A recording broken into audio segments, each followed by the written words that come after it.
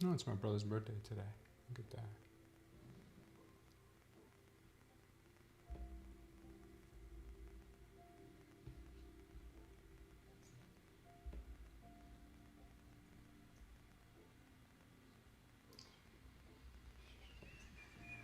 Good morning, good morning, good morning, everyone. All right, so it looks like we're all set here. We're live.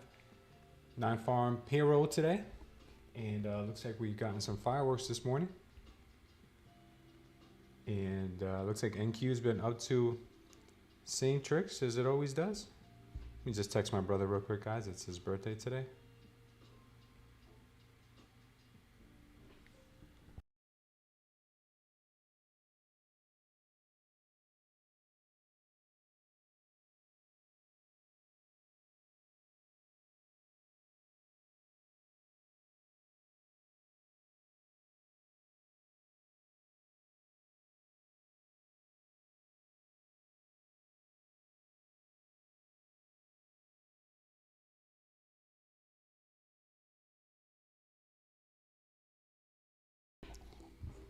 All right, all right, all right.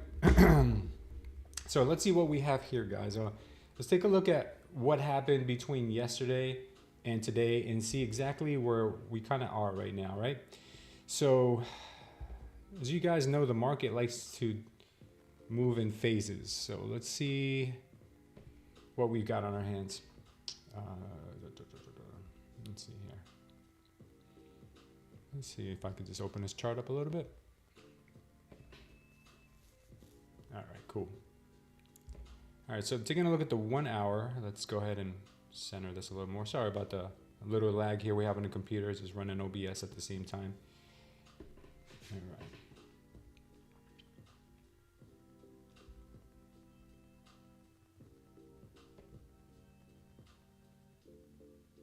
See if we can clean this up a bit.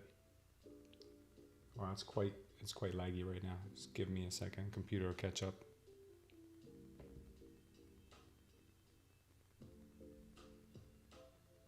All right, so we had yesterday morning we had this pretty big drop, a significant drop here, which classifies this, in my opinion, as probably more of a trended down. It never really made its way up, so there was really no consolidation here or any distribution consolidation or any type of holding pattern. That was more down here. So today being non-farm payroll day, it looks like we may have something today, but I would not be surprised if we either made a leg up to try to fill in these imbalances in here. Could be very possible. Another option here is we could chop around a lot. We could chop around more because we made that pretty significant leg down. It is a Friday today, even though it is non-farm payroll. We are in earnings season. Good morning on us. And the next thing I see here is a possibility, do we continue going down further? So yesterday we got very close, very, very close to 20,000 psychological level. I think we made it all the way down to about $20,007. We all know there's a lot of liquidity sitting down there. And even further down than that, we do have a trend line that's been extending pretty far back. I think it's probably been a few weeks. This trend line has been building up. Below that, we do have a low where there's some more liquidity at 19.817. So that could be another possibility we have there. Let's take a look a little bit more of the more macro picture here and see if we can get. Sorry, the computer's lagging a lot this morning. It's pretty nasty, the lag right now. I think OBS is just trying to catch up. All right, let's zoom out just a little bit more to maybe our 4 hour. Okay. Yeah, I will be upgrading this Mac.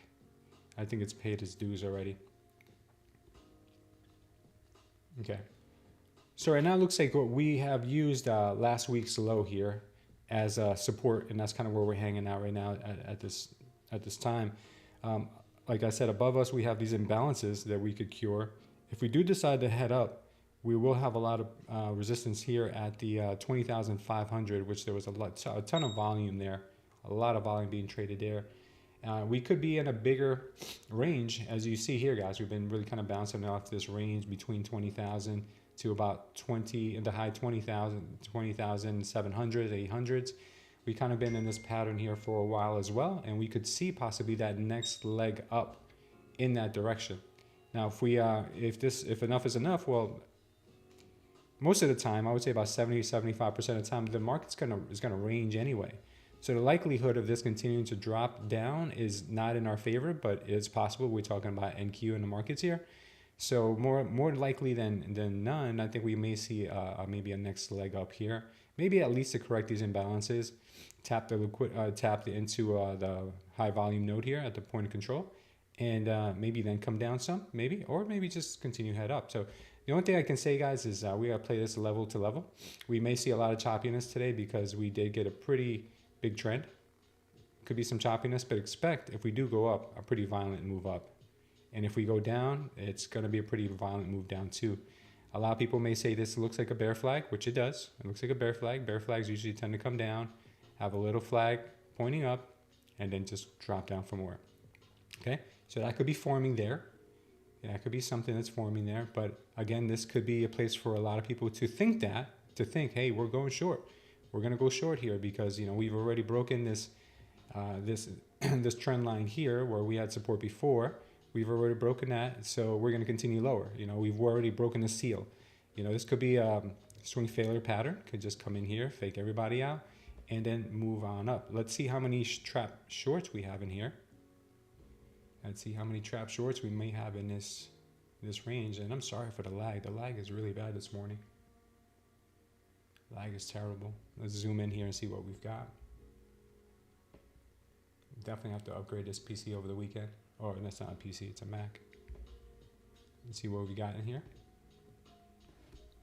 All right, so looking here, we have tons of shorts that came in here. We had 1,200 just on this section of the candle here, almost 2,000 down here, so that's almost right there, over 3,000. We have not so many in here, but we did have a lot in that first. But as you can see, we continued trapping sellers all the way back up here. So when you see a lot of sellers, you see a lot of trap sellers, especially in this candle here. This 4-hour candle was brutal. I think this was right at the market close. No, that was around 2 p.m. That was a 2 p.m. candle into the market close because that was a 4-hour candle. We trapped tons of people in here. So that could give us that enough juice that we need, enough fuel to for the next leg up. So we'll see today what we get out of that. Let's zoom back out into our regular candles. Our computer's super laggy today. Okay. All right, see what's going on right now. Now that we've kind of, well, let's mark out our levels first and see if we see anything. Let's go back into our 1 hour.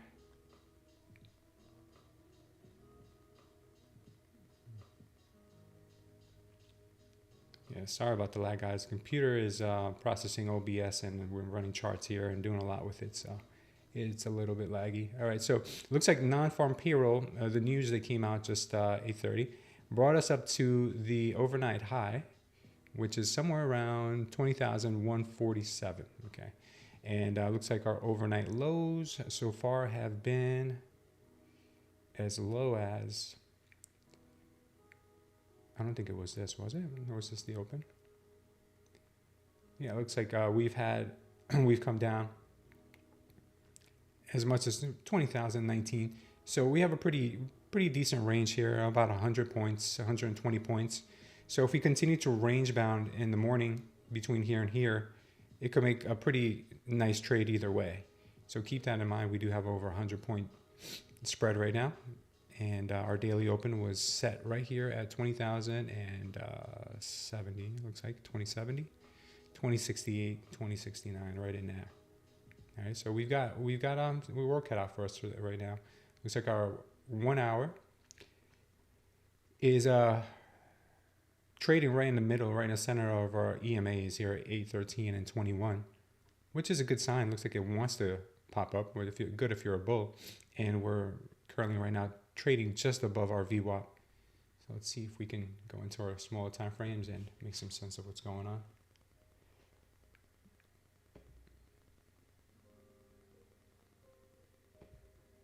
Yeah, I'm gonna check the lag here in just a minute. Make sure that we're not carrying this lag over to YouTube.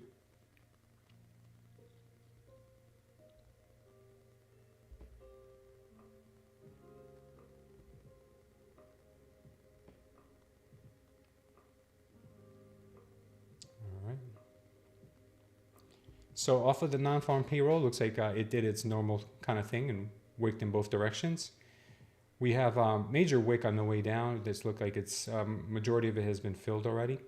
And we got a rejection off of the 147, 150 level. Came back down. Right now, it looks like it wants to head back to the point of control right at 20,115, more or less. So let's keep an eye on this range that was set by the non-farm payroll news. All right, we'll keep this right here. And then this is our 3-minute on the right-hand side. Keep our 3-minute open as well. And today we will be trading 20 fast track accounts, and we are entering a contest on TradingView. It's a paper trading contest, so there's no entry fee. You just have to be a TradingView subscriber. And I think first place is $3,000, so we'll be trying that out as well, along with our FTTs. So what I like to do a second account always when trading 20 accounts is because when I'm trading 20 accounts, I don't want to just take any trade nilly-willy on those. I want to make sure that I reserve those for my 8++ setups. So what the paper trading account allows me to do, or for instance, the micro contract, so sometimes I throw a micro out there too, is I use that to kind of cast a net to see if, or maybe kind of use it as a pawn to see if that is where the market is going to turn. Usually I like to play reversals or a continuation sometimes, but mostly reversals. So I'll throw out a pawn, I'll throw out a small trade first to see, hey, was this a good entry? A lot of times what happens is that entry point is not the ideal entry point. It ends up coming back and then giving us a better entry point. And if I still like the trade, then I'll go in with the 20 accounts at that point instead of going in with the 20 accounts right from the first time around, because the market likes to fake you out. The market likes to make you think that, hey, this is going to be where it's going to turn, or this is going to be where it's going to drop or pump. And it really comes back one more time, or sometimes 2 more times, and kind of does that. So that's why we're going to do that. We're going to make sure we always have something to kind of like keep ourselves entertained. It doesn't get us in trouble. Good morning, Josito. What's up, brother? Let's start with a like. Thank you, brother. I appreciate that. Thank you for the like. I don't think we have too many people in here. We may have one other person in here, but we're gonna get started trading in just about like 18 minutes here, man. The market's gonna open up. Non-farm payroll is non-farm payroll, did its thing. Not something that I would like to trade personally, but I did take a paper trade on it, and I took a short on a paper trade just to practice my my strategy. So up here after the pump, I saw this candle, and then I saw this candle here turn red. So then I took a short from here, and I think I put my take profit down at the VWAP, and I put my stop loss at entry once I was pretty deep into profits. But I believe it came back one more time, like it always likes to do, stopped me out, and then went in my direction. So that was a paper trade, but that's what the market does, guys. It gives you these awesome setups, right? Like look at these awesome setups in here. But then after the awesome setup, it gives you some points, which is cool. So it's good to maybe take the 20, 40 point move. How many points was that? 104? Yeah, it was about 40 points. Yeah, 30, 40 points. Take the profits on that. But then when you see it come back again and set up again, looking so bullish, that's probably when you'll get like the 100-point move. And that's probably what it's going to do now. It likes to chop around VWAP and then continue down. So I wouldn't be surprised if we even opened lower today, since we did have this kind of rejection here. Pretty nasty absorption by the bears. Came back into it, dropped. Nasty rejections up here too. So we'll see what we get on the open. Right now, it looks like we may get a further continuation of the downside is what I'm getting off the 12-minute and the 3-minute here. Let's see. Yesterday's lows haven't been tapped yet. No, we still got room to yesterday's lows. I think we might get down to 20,000 today if we continue this path. Let's see the earnings. Earnings. We had earnings yesterday for Amazon and Apple. Let's see how they made out.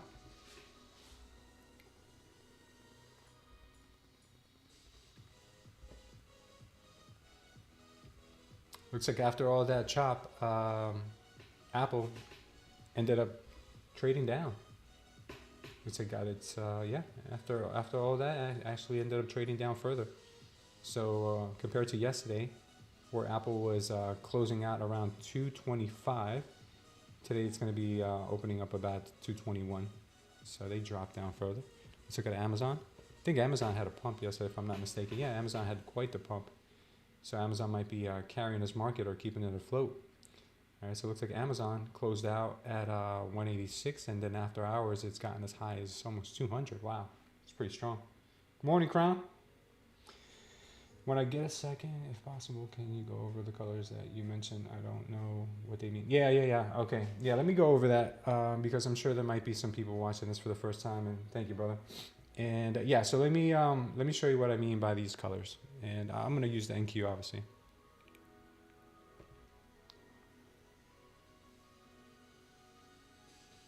All right. So if you guys are using TradingView, there's an indicator that measures CVD. CVD is cumulative volume delta. So what that tells you is, are the bears or the bulls in control at any given point? You know, that's kind of what it tells you. So let me start with the two different colors. We either have a bullish divergence or we have a bearish divergence, right? So a bearish divergence would be this purple candle. The purple candle means that even though we look down here, even though we have green, which means that the bulls are winning in delta terms, which means that they have more contracts in, or they have more delta. The contracts that are favoring the buyers is stronger for the buyers, but somehow the sellers are being so aggressive, they're market ordering in, and they're just crushing that candle.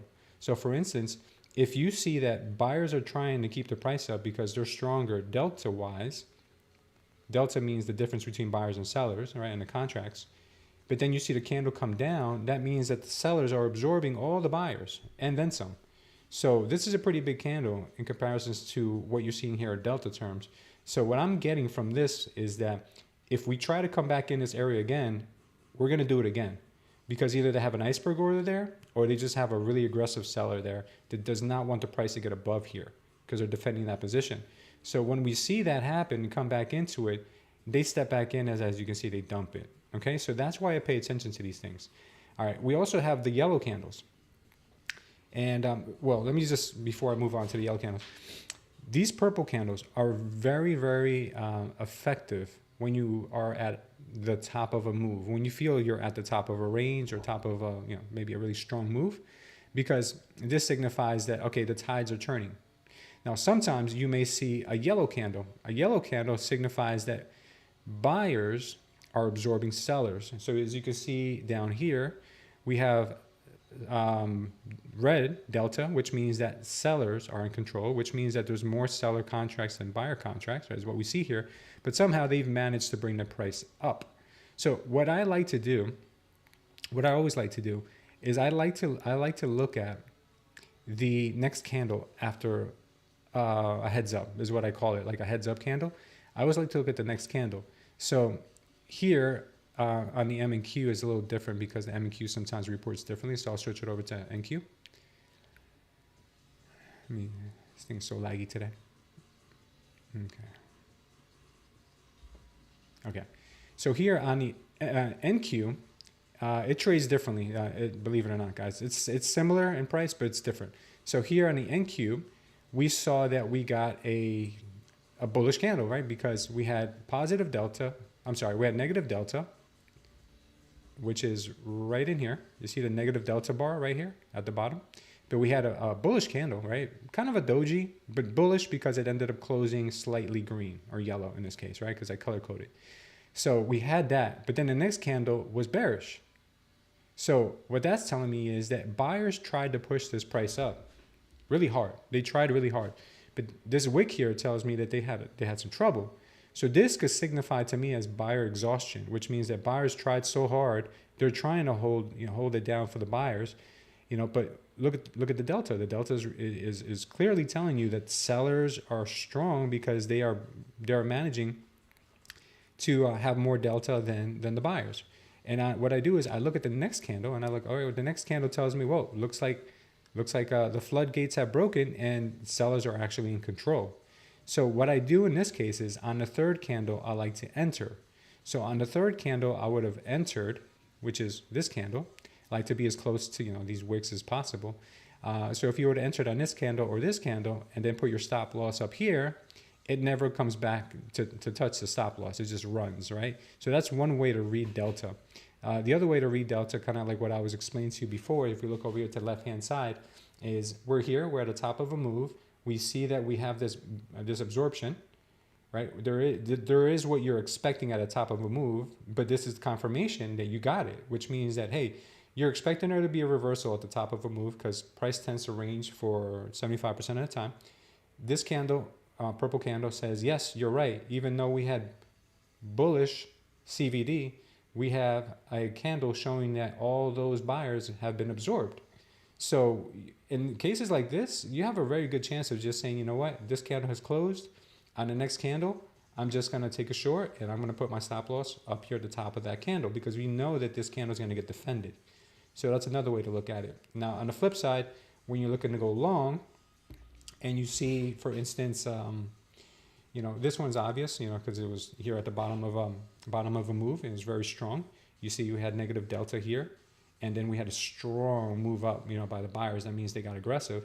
You could enter on the next candle and put your stop loss down here. It's pretty strong, doesn't really come back. Now, if you're in a range and you're looking for that breakout, what you could do is something like this. You see the candle here at the VWAP where you would expect there to be some kind of a support. You see this candle.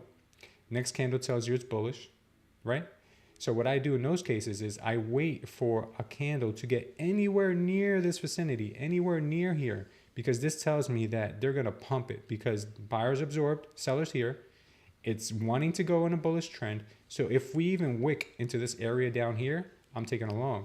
So for instance, if you would have been patient and you would have waited for this wick here, you would have had no drawdown. Your stop loss would have been down here, probably like 6 or 7 points in drawdown, stop loss, and then it pumped, right? So that's another way to look at it. So it's kind of my technique. Hopefully you understand that. And if you have the indicator, CVD chart indicator on TradingView, that thing is a game changer.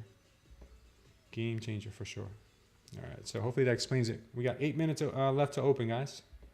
8 minutes left to open.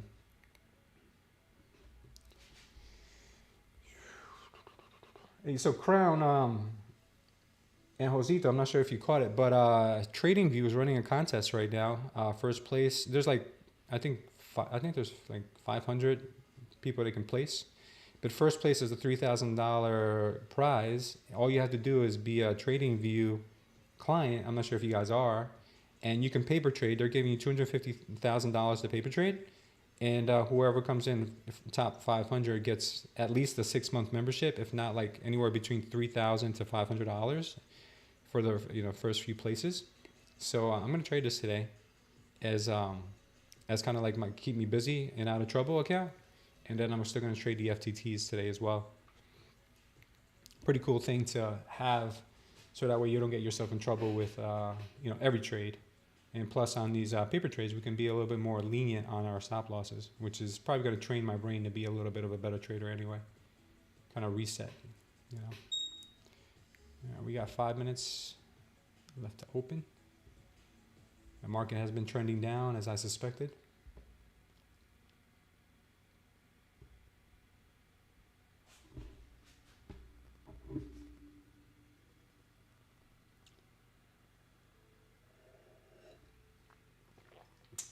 So guys, I don't know if this happens to you, but I'm usually really active. I think I'm still very active. I go to the gym and I try to play ball whenever I can. But I've been sitting doing these live streams for about 2.5 weeks now. And I think I put on like 3 to 5 pounds. I weighed myself this morning. I think I weighed like 175 or something like that. I'm usually around like 170 is my target weight always to be. Sometimes I'm under it. Sometimes I'm slightly above it. But yeah, I'm not going to be sitting anymore. So you guys are going to be seeing me standing here for like anywhere between 5 to 6 hours a day, which is better on your back. It's better overall. I'm hungrier when I stand, when trade, or stand and do anything, than when I'm sitting, which means I'm probably burning more calories that way. Yeah, Josito. I mean, listen. I believe that the best way to look at the markets is with volume. That's just my personal way I look at it, because volume makes everything happen. Volume either makes the market go up or makes the volume or makes the market go down, whether that's negative volume or positive volume. So knowing when volume shifts are occurring really has helped me. Not that I'm perfect, because obviously I'm still human, and I take accidental trades or trades at not the ideal time, because the market is still very efficient in taking your money. You know, like up here, you could have entered here. You could have entered here with a halfway decent entry, went to break even, and got stopped out here. You know, so the market is still very efficient. So your entries have to be almost kind of like very sniper-like. You know, that's I think I might start using some limit orders and let the market come to me, because the market will come up to these areas, but for like a split second. So I may start looking at placing limit orders, and if they don't get filled, I might then go market. I think that's going to help me. I think that might help big time.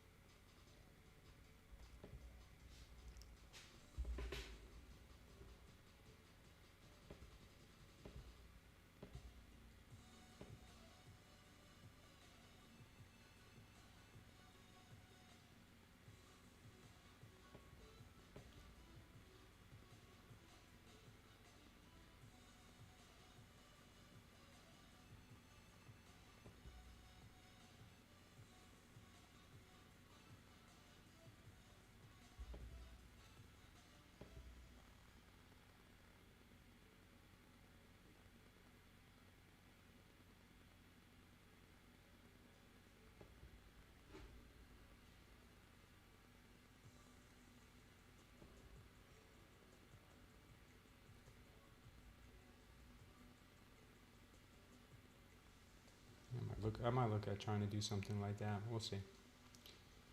All right, guys, 3 minutes to open. Yeah, the push-ups are cool because they keep me kind of responsible for all my bad decision making. I mean, because we're adults, right? So how else can we keep ourselves accountable for things that we do that we shouldn't be doing? You know, we don't have our boss or our parents telling us, hey, you screwed up. All right, so here's more signal for downside, guys. So let me give you another example here, Josito. So in this case right here, we have a yellow candle, which signifies that buyers are trying to absorb sellers. But the next candle, again, is red, which means that buyers didn't get their way and sellers are actually in control. So taking a trade from here and having a stop loss here is actually a nice trade. So let's see if we can get that, since we are taking trade, create new order. Trade symbol. Oh, you can't trade that? What symbols can we trade? Get the hell out of here. ETH, S&P. Oh, that sucks.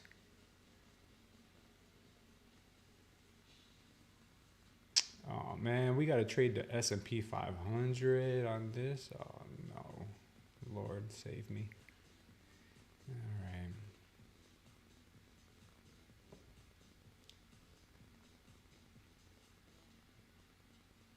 That's going to throw us off.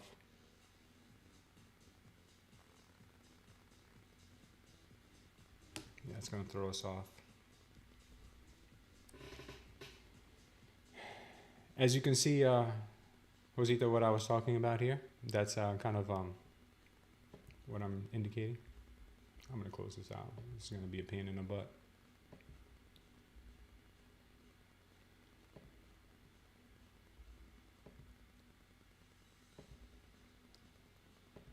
Just going to switch over to my regular account.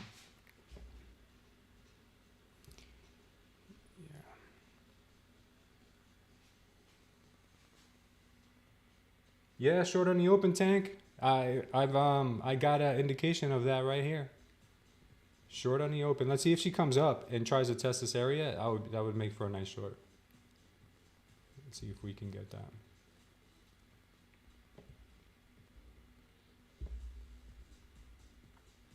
What's that set to? 2088.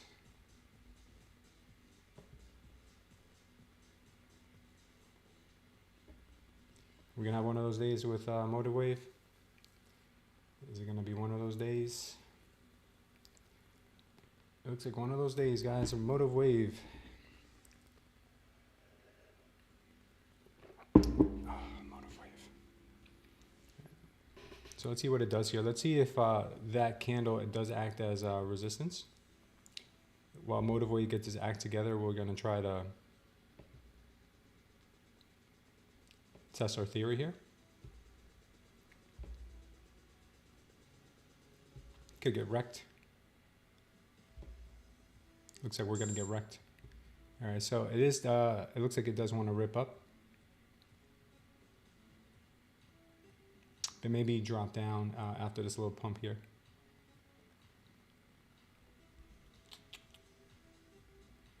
Hope you didn't take that trade, Tank. Hope you being a patient, good boy. And yeah, look at Motive Wave, guys. Look at Motive Wave. I had the same problem this morning before logging on. It just kept giving me one of these screens. Good for you, brother. Open could be very, very deceiving.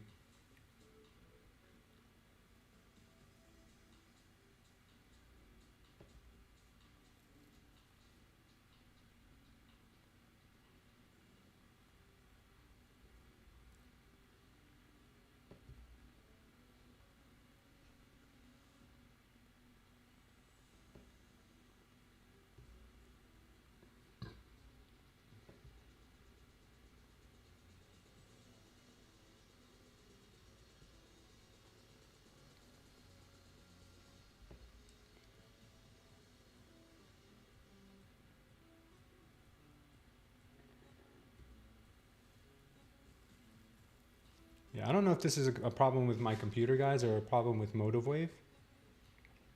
But this buffering thing has, I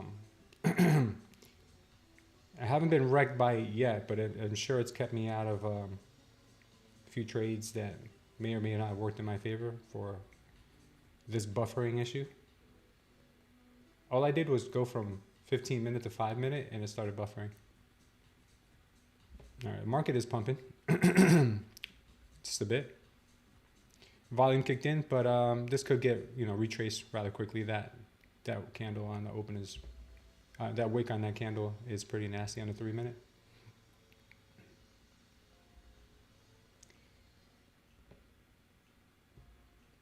We got rejected off the point of control. Looks like.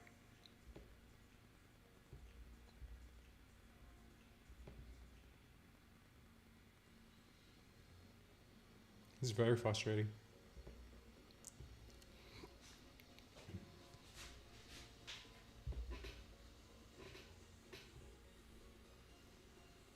Anything I do on this stupid thing is always giving me this buffering.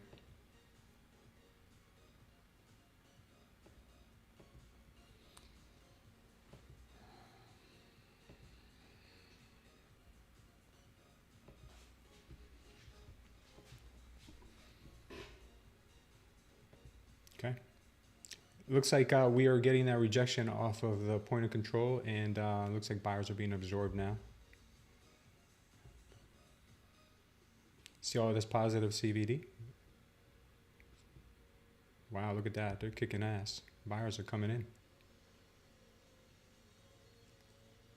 Yeah, the open's wild today, guys. Oof. Hope you guys are not in this, unless you're catching bottoms and tops.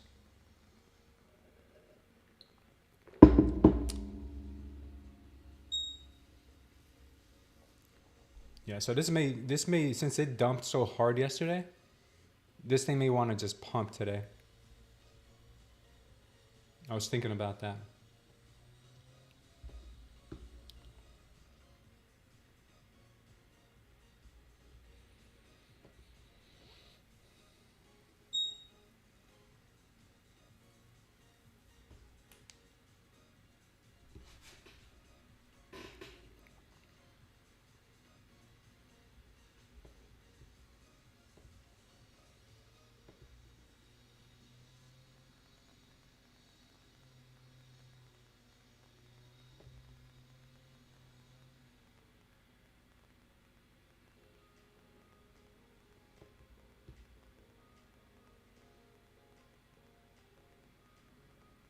think I definitely need a computer with a faster processor. I'm still working off the Intel processor.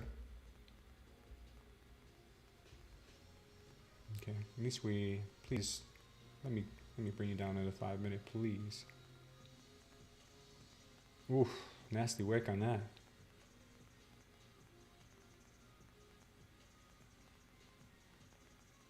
Oh yeah, we got news at 9:45, right? I think I remember something like that.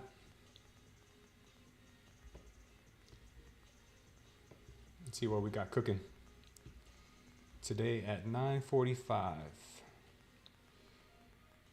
Okay, we got manufacturing PMI and ISM manufacturing PMI. Okay, so that may move the market a bit. I think we're going to get a pretty crazy day today, if I'm not mistaken.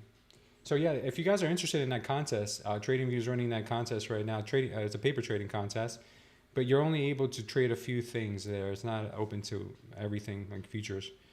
25,000 in prizes, and so far the leaderboard, you see somebody up $600, which is not a whole lot, guys.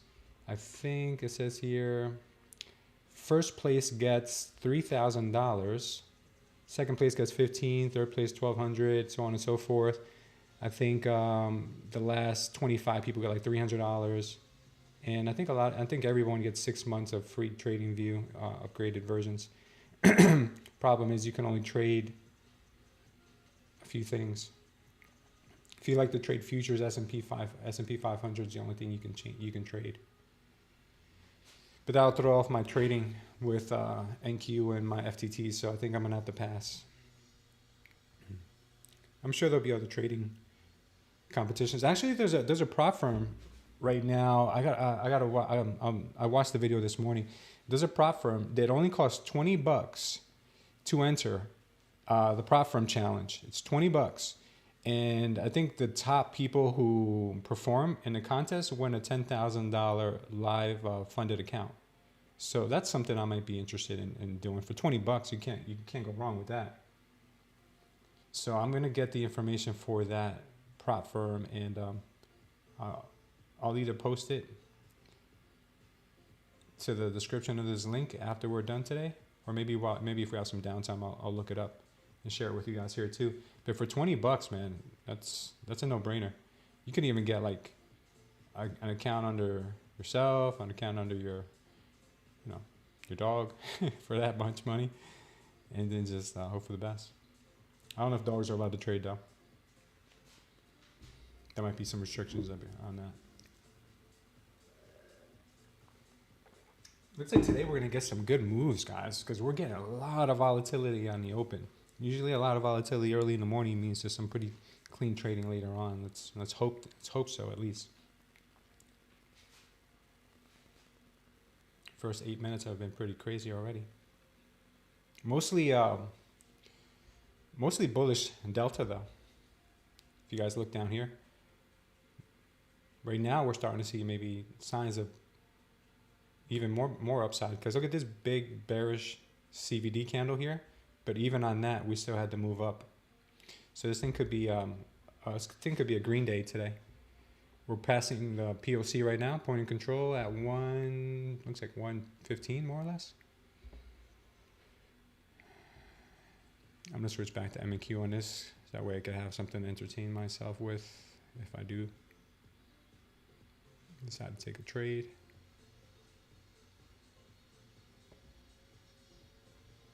If I go green on this today, I'm probably gonna switch back to paper trading, just to keep myself busy and not make any mistakes on the bigger stuff.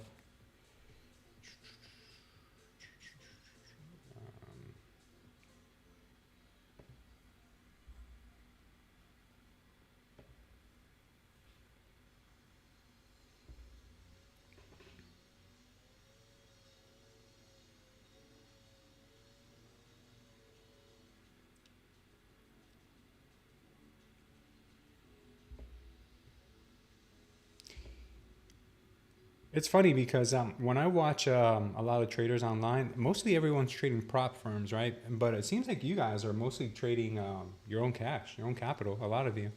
I think with the exception of one or two of you guys that I know personally, most of you guys are trading your own money.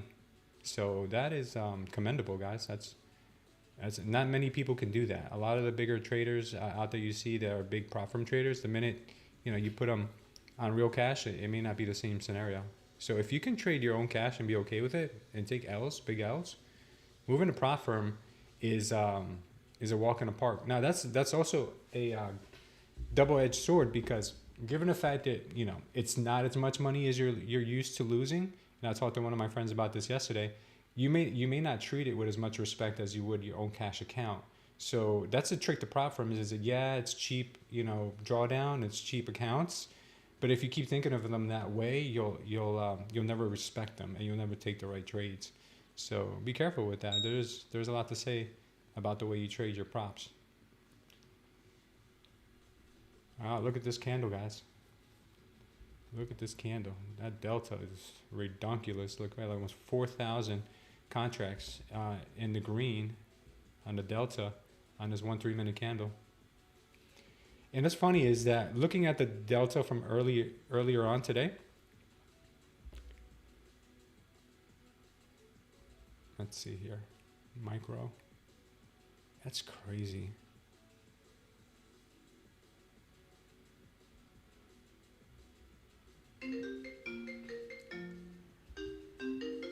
One second, guys.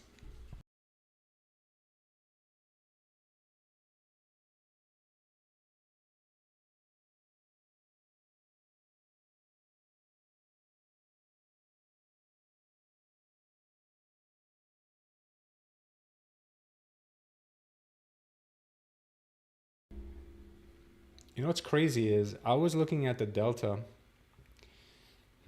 on the NQ and now on MNQ, and the delta is totally different. All this delta here is negative since the open, even though we've had some pretty positive candles, which means that it's all getting absorbed. But if we flip back over to the regular Nasdaq and we look at the same time frame on a 3-minute, it's different. Look at that. It's crazy. I didn't know it was that much of a difference. That's nuts. That's wild. That's pretty wild. I gotta get my money up, man, so I can start trading minis on here. Keep it all the same. All right, I'm running out of space here. I gotta scroll down. This pump is becoming pretty nasty.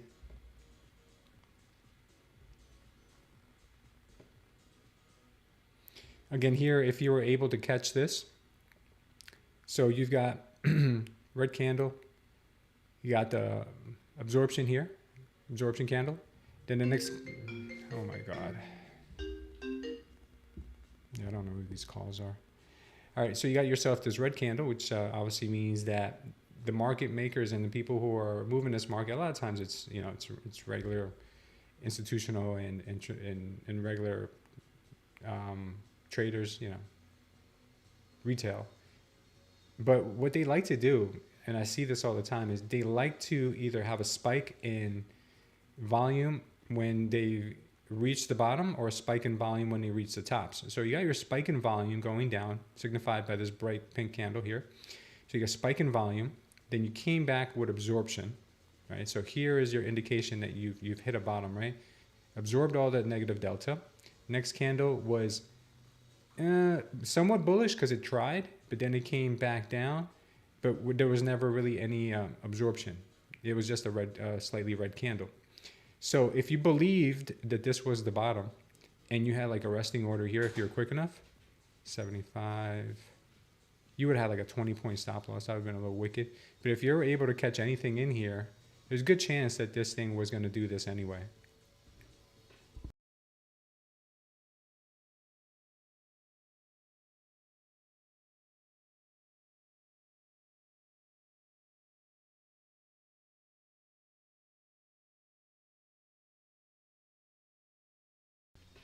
Sorry about that, guys. Let's see what we got here.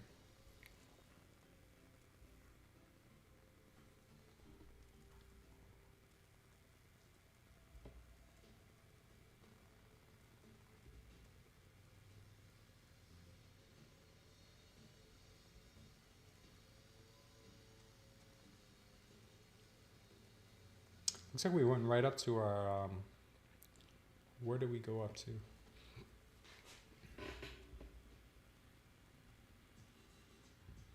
Okay, looks like we made a new high there.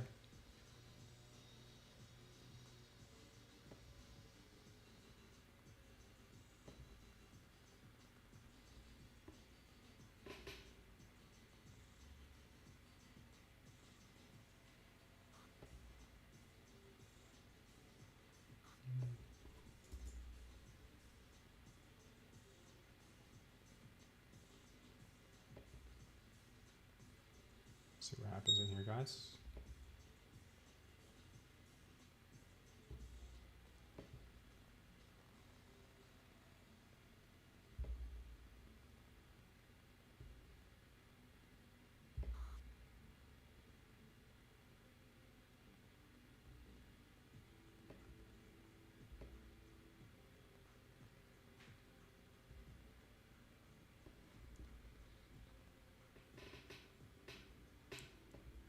Let's try Victor's anchor to VWAP from the bottom.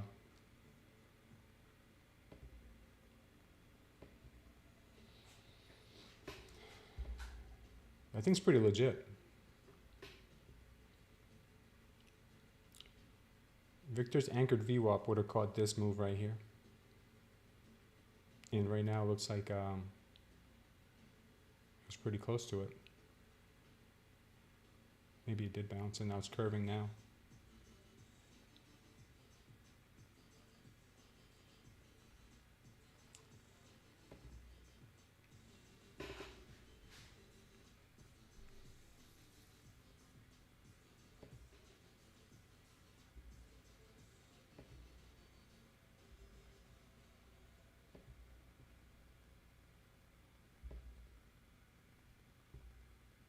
Okay.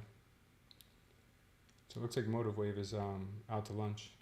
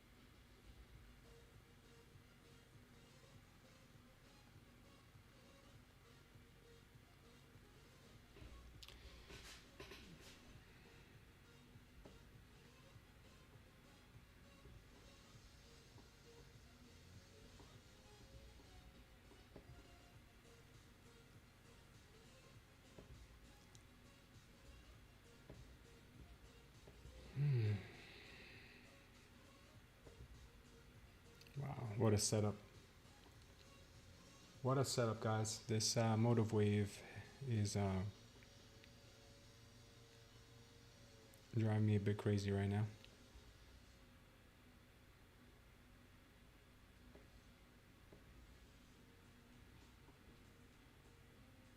Looks like the ES is also pumping this morning. You got the dollar about flat.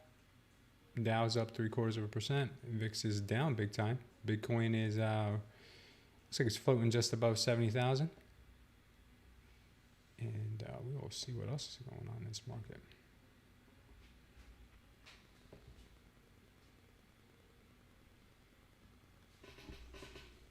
Thank you guys for all the early morning likes. You guys are the best. I was going to try to hop on here at 8:30 to cover non-farm payroll, but I got a little caught up this morning and working out and having a good breakfast is always first.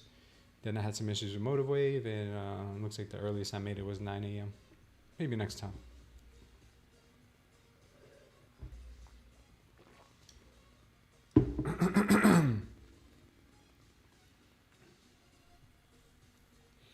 So I was thinking about having guests on here, guys, to share your TA.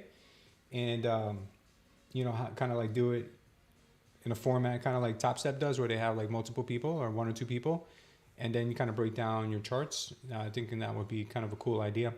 Guys, let me know if any of you would be interested in doing that. I already spoke to one of my buddies who said he'd be down.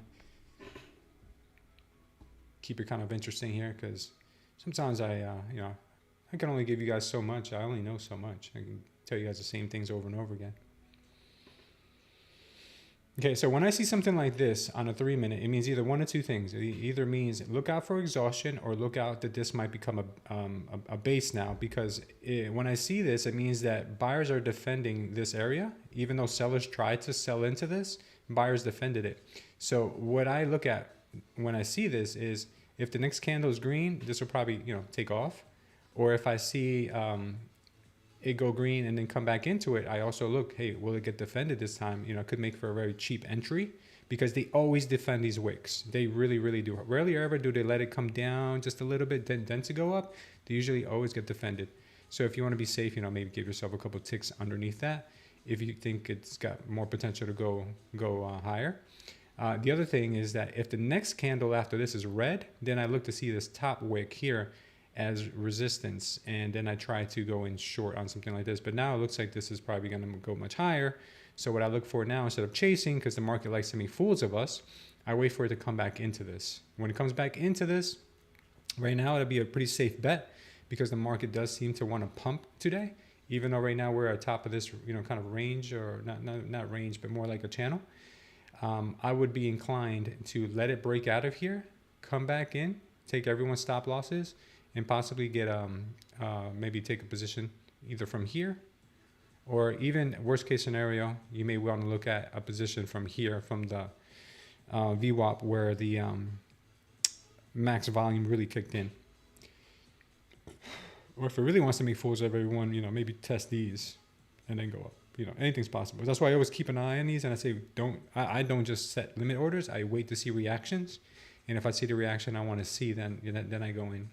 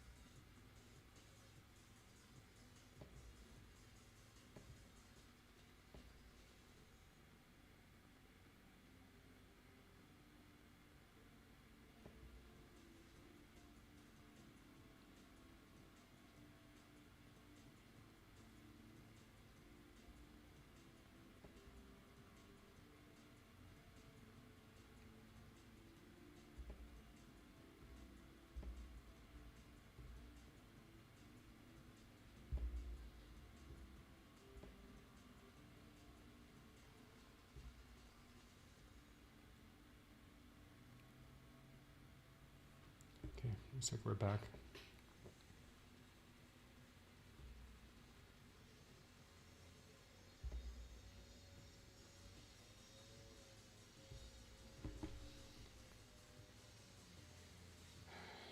All right. Looks like we've got a little bit of a fight on our hands here. A bunch of wicks to the upside, and we see buyers absorbing the selling pressure here.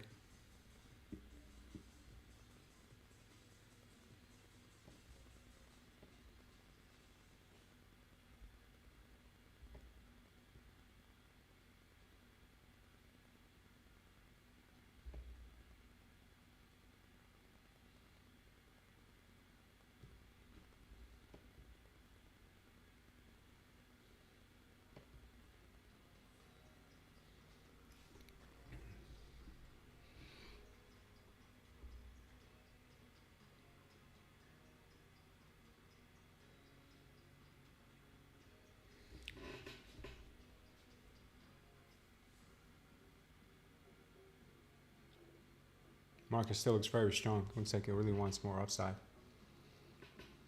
Very strong here.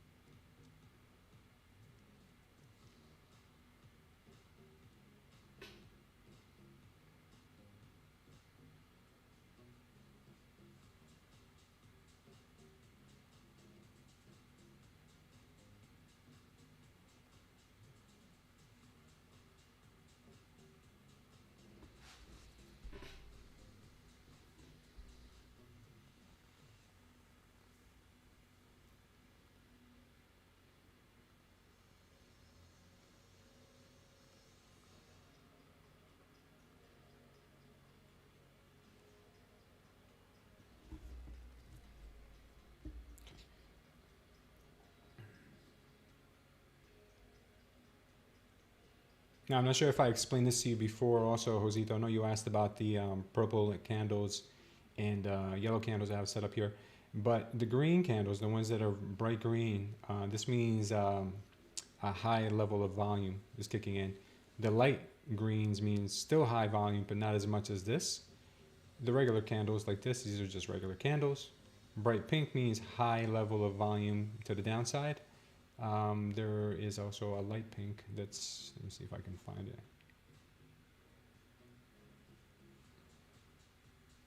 Kind of like a see-through, like this one here. This one here indicates that it's pretty high volume, but not as much as the bright pink ones. And then these gray ones are they're just regular down candles. So I like to know what I'm doing, when I'm having to look at an indicator, I like to see the colors of the candles. Tell me what I need to know is happening. So for instance, like when I see a bright yellow, when I see a bright green candle on a top, to me a lot of times it signifies that it might be a blow off top and it can come down for retracement, because they like to end their move with a blow off top or like a big dump to the bottom to trap buyers and sellers, to induce everyone to go long or short in those areas. So when I see that, I start looking to see what could be the opposite of that, because they always do the opposite of what it looks like. So that's when I start looking for maybe a possible reversal.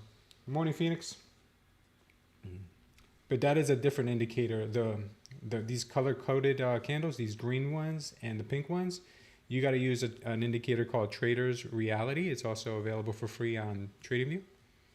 So that's an invaluable one. I don't think I could trade properly without those, because that just gives me, instead of having the volume down here and trying to like look at the volume all the time, I could just look at the candle and the candle tells me that there's like a wicked amount of volume. That's much better for me, because looking at it down here could be kind of subjective, but here it tells you, hey, I've measured the average volume for the last 10 or 20 candles and I'm more than normal.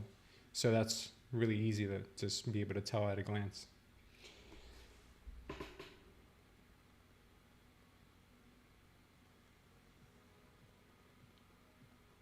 Oh yeah, Phoenix. So the other day, thank you for warning me about that trade.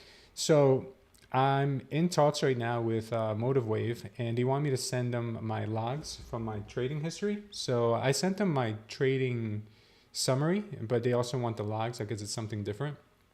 So they're gonna review those and find out what happened. So I saw the video of what I did during that trade, and what I did that I'm not going to do ever again, because this has never happened to me before, is when I was in a trade, instead of moving my stop loss to break even, I hit this button in here that said break even. That takes you to break even automatically, but I think this function doesn't carry through to the rest of the 19 accounts.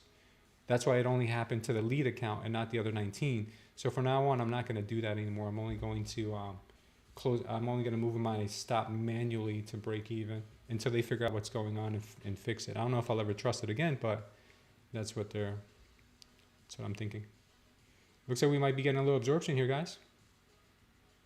A little absorption. A little absorption at the top. Never hurt nobody. This could be an opportunity. We'll keep an eye on it. This could make for a rather cheap trade if we Do get a nice entry on it.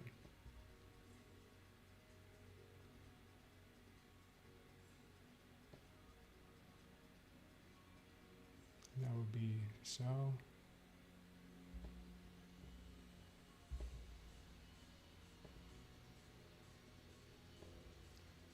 I'm ready for it.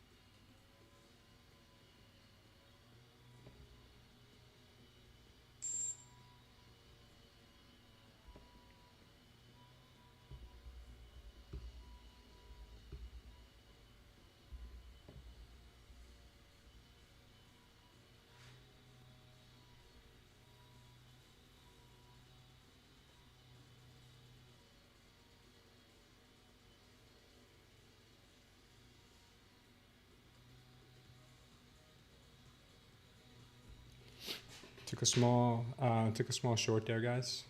Hopefully we get our 151 there.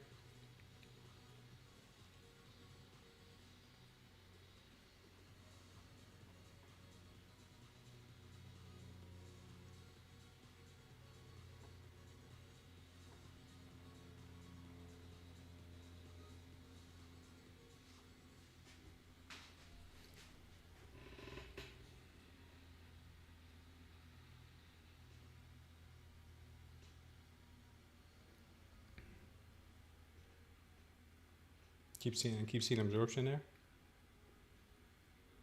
Okay, we got that one on. Weeble. I'm thinking if it comes back up into us, take it again.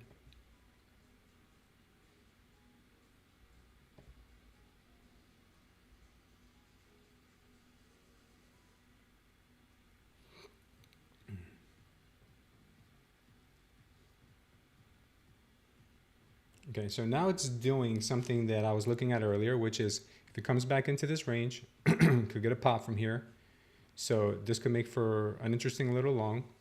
But if we do get the long from here, I'm still looking at a possible short from up here, depending how it reacts. So let's see what it does here.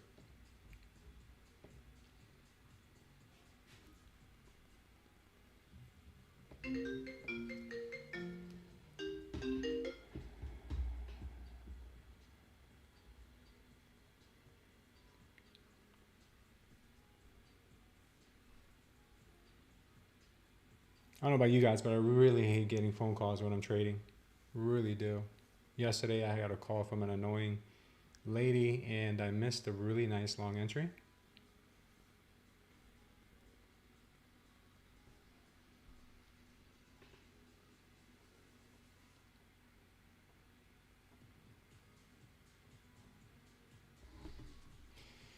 Okay, so yeah, it's setting up, guys, for a very nice short. It is setting up for a very nice short. See if it comes back into our range, and I'll look to take that again.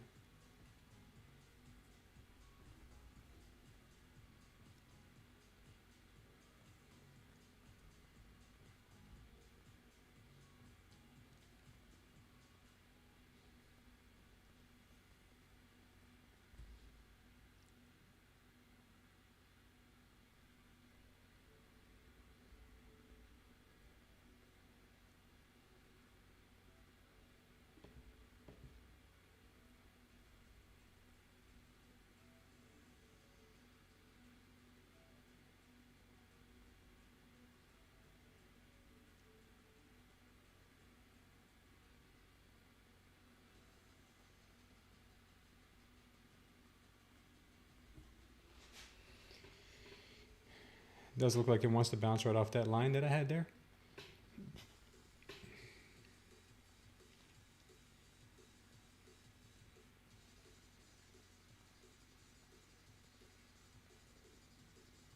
Still kind of waiting for it to do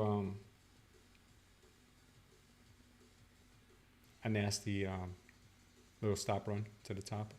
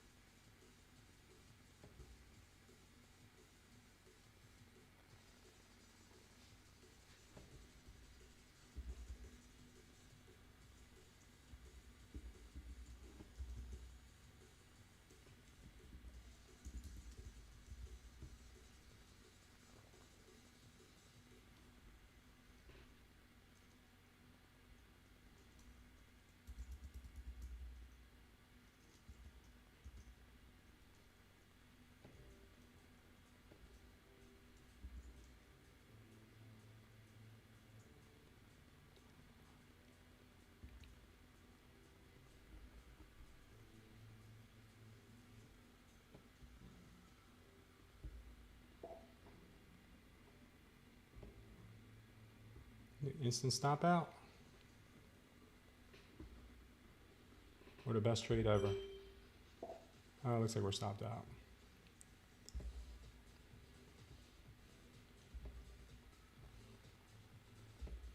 Looks like it wants to go higher. All right, that's why I don't do the limit trades. That's exactly why. Hey, we tried.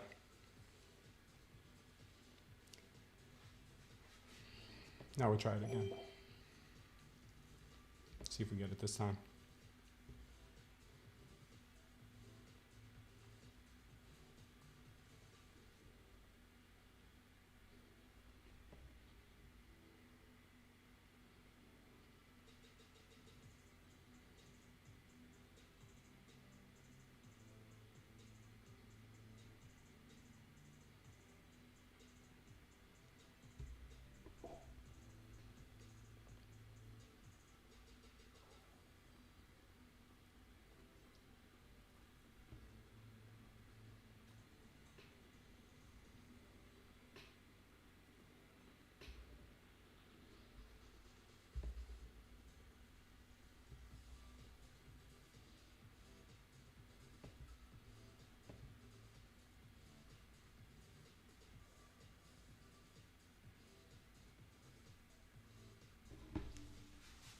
All right, we're gonna chill here. Hopefully we get our TP. It'd be nice to hit our TP early in the morning.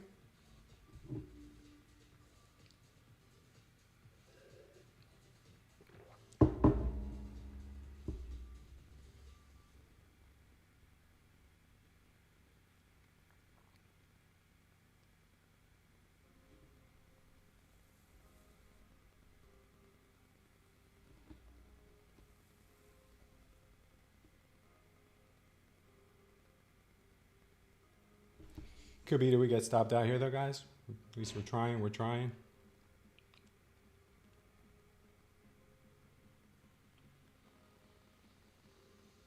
Hopefully we got saved by a tick. Hopefully, but not likely. Nope.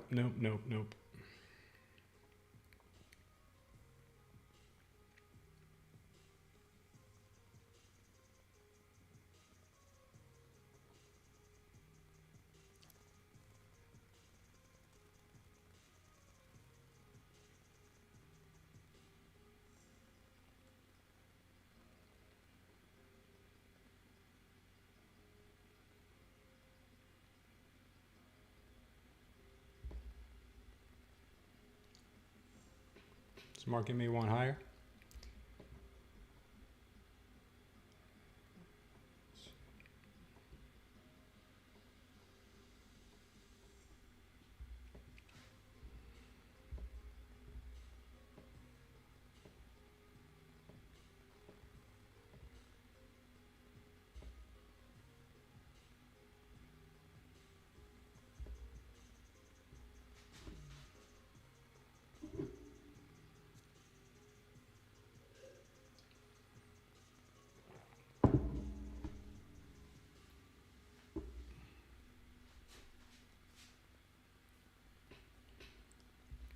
Looks like that long trade was the right trade from here, from 135.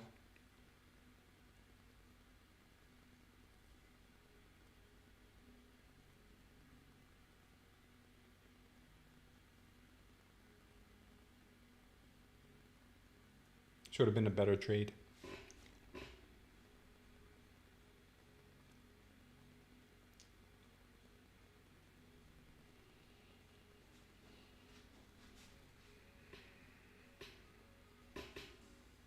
Morning, Victor.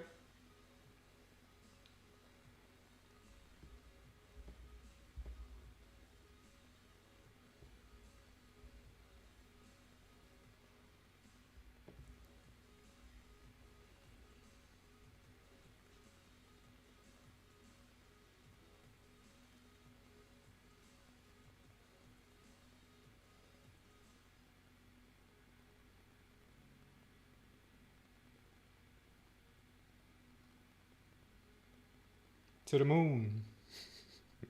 Victor thinks we're going to go to the moon today. Very possible. Should have followed my own advice here on his long from here.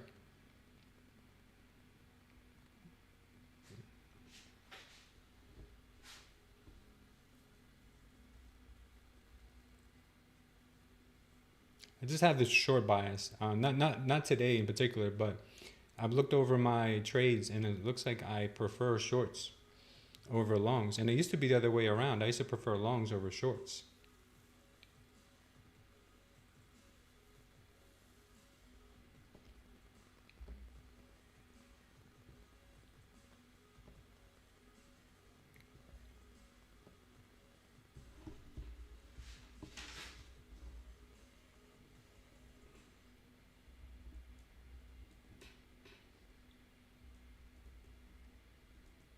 Okay, so far I got to do 2 sets of something.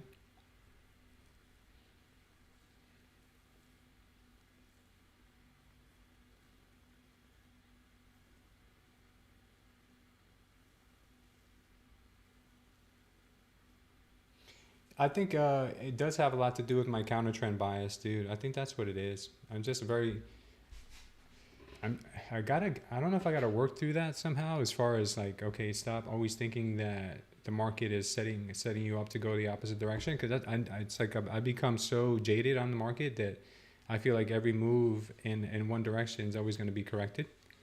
Even though I look at the pre-market and I see, okay, well, it's a good chance that we retrace up to here or we go there, I still doubt its moves, especially when it gets into something like this and gets choppy. Not that I think it's going to go down forever. I just think it may just go down to maybe VWAP. I think it maybe just go down for, just some stop losses and then continue up. I don't think it's going to go down forever.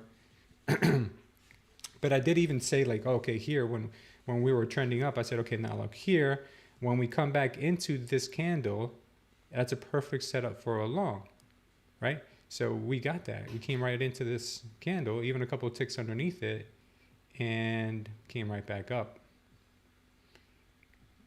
That would have made for all the profit I would have needed for today.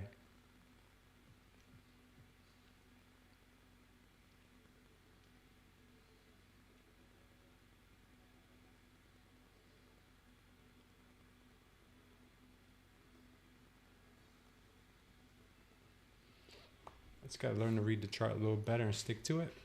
I mean, I read it fine, I just didn't stick to the idea. I kind of got caught up in this idea here that we are topping out. And I was completely wrong.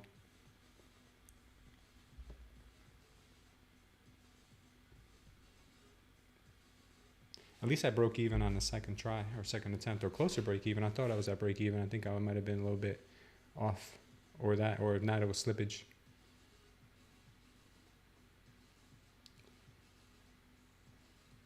Maybe a pullback in 40 points. You think at 260, 270? Let's see.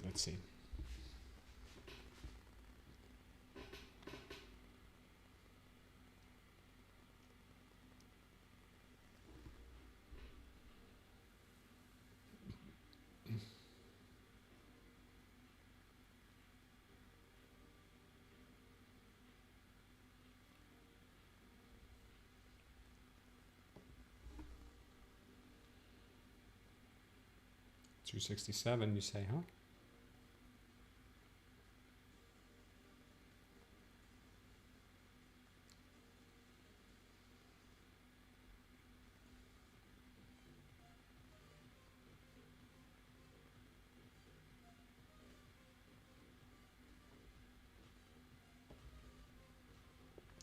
Victor, I shouted you out earlier. I attached the VWAP, anchored VWAP on here, and I saw we got a couple bounces off of it.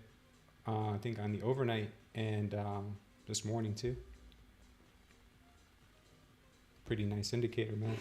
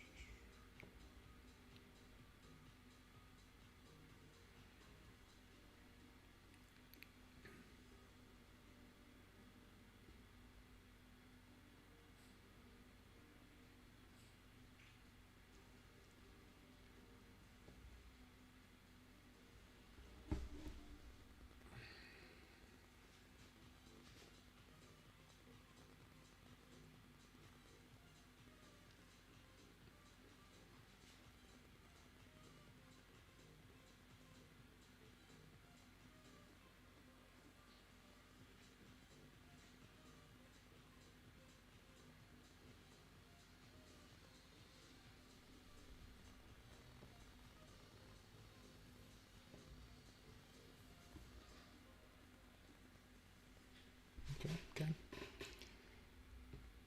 Victor thinks this market may want to hit 267.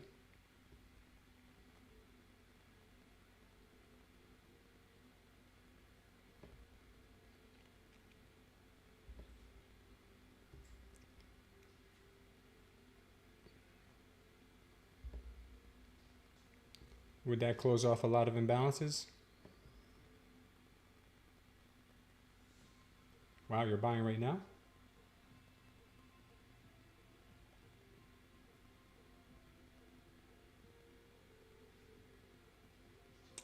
Yeah, I see some imbalances at 270, 267, you're right. But there's also some up here at 390.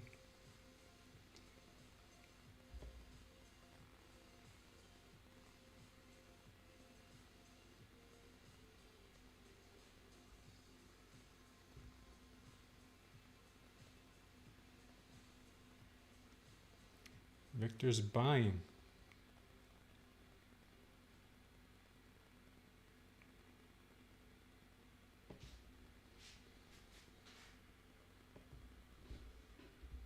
You want to slap the pivot points up here, see if we see anything before that.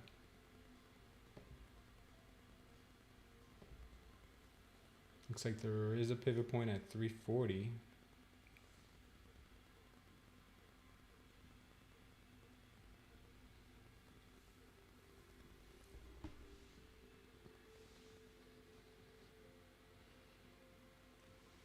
Looks like Victor is looking for this price to hit at least 267. That would make for a pretty, like about 20-point move from here. Maybe 20 to 30 points.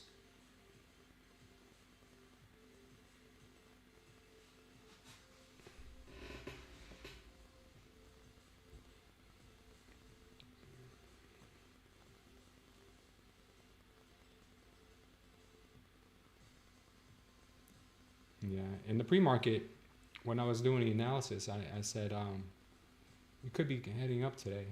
I have to look at this on the hourly.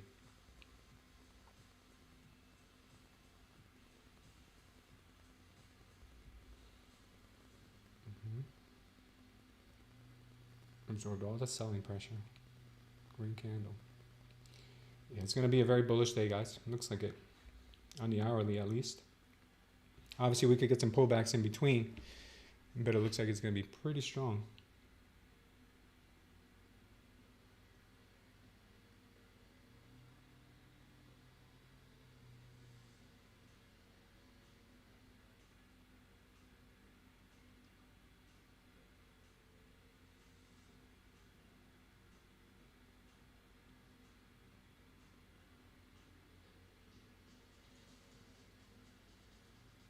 Good morning, Big Mike.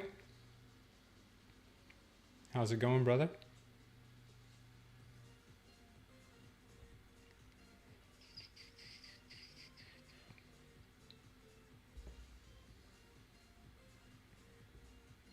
Looks like the market wants to make this nice rounded bottom here.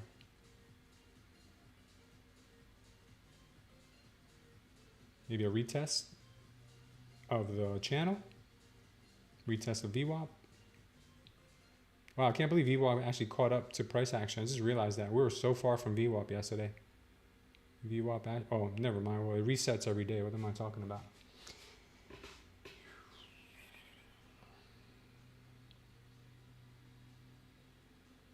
You caught that move on the way up. Good for you, brother. Are you on a funded account? Big Mike?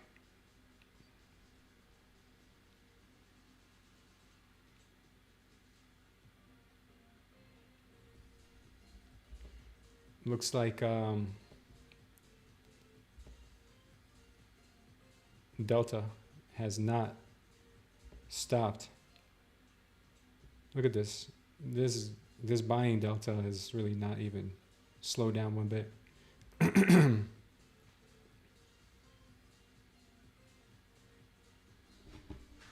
Nice move.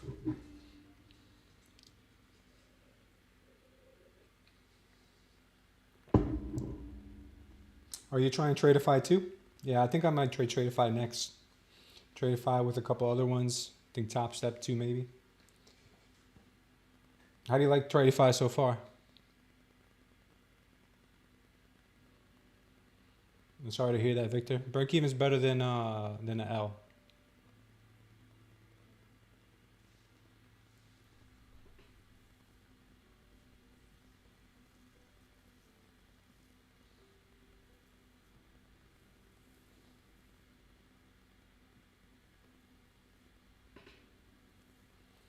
Yeah, I'm sure it'll get to 267 and beyond. I'm thinking maybe it gets to even 2,400 before we finish the day.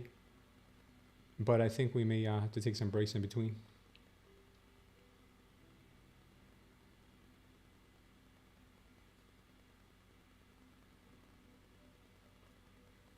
Yeah, a lot of guys don't like the eval stuff anymore. I think the industry is going to be moving away more and more from the eval stuff.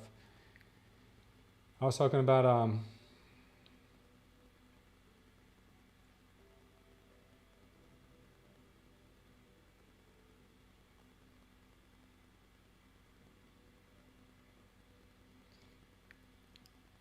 yeah, a lot of guys are moving away from the evals to direct to funding, and a lot of companies are also trying to offer some creative options. I was talking about one this morning, guys. For $20, you can enter a I think it's a contest. So like the top 10 people in the contest will get a $10,000 live account. It's pretty cool. That's different. You know, you got My Funded Futures doing milestone plans. You've got a lot of other companies now coming out with the direct to funded. I think Take Profit Trader. Is it Take Profit? No, Profit Trader. That's what it's called. Profit Trader's coming out with one, or they have one. I think TickTick now also is really highlighting their direct to funded. Maybe a few others too. It's kind of like where the industry is going. I mean, unless you like to, you know, YOLO evals for fun.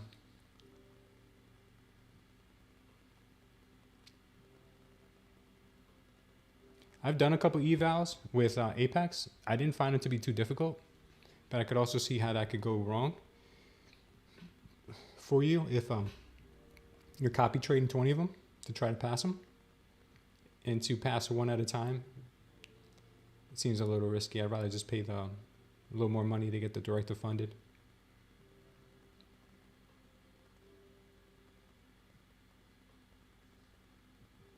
That milestone plan with MFF looks like crap, bud. 3 minis is all they let you trade. I think Top Step is similar to that too. I think Top Step has like a scaling plan where you have to build your way up to more than like, I think they initially let you start with a few minis also. But you don't have much drawdown, so I mean, like, why would you want to trade more than 3 unless you're really sure about what you're taking? How long you been trading, Big Mike?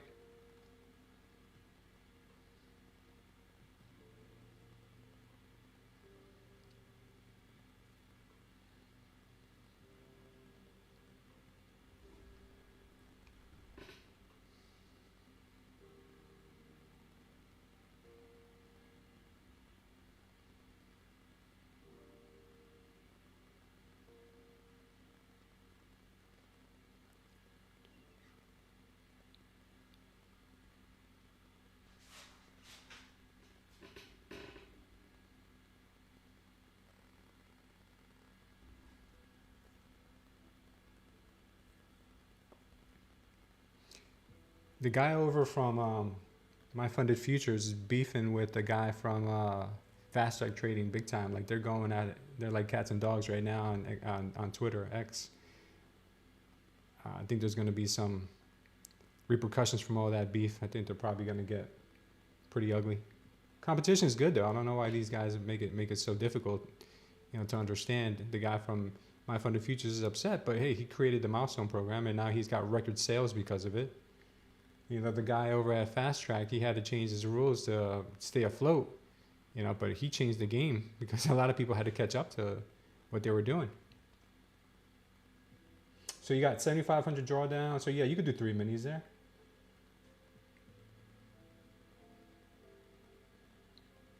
So you were doing stock before doing futures? Nice, man. And 15 minis max. Yeah, I don't know if I'd want to do 15 minis. That thing goes against you just a little bit. Your 7,500 is done.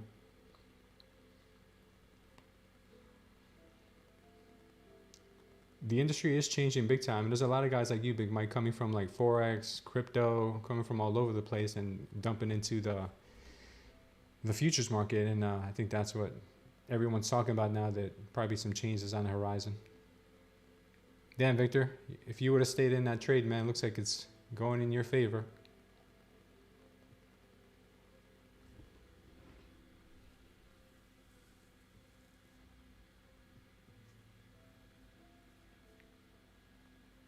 My name's Captain Obvious, if you didn't know that, Victor.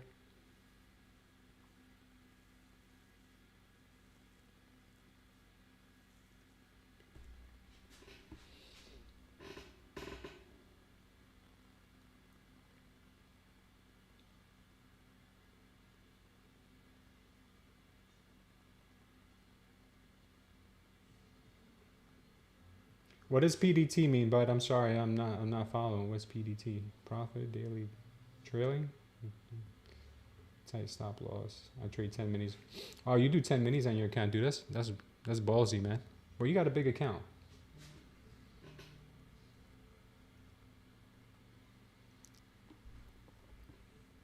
I think on a $7,500 account, I think I'd have the balls to do three minis.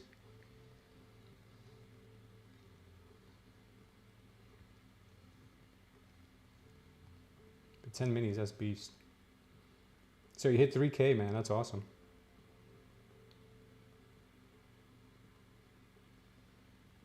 Victor's still bullish.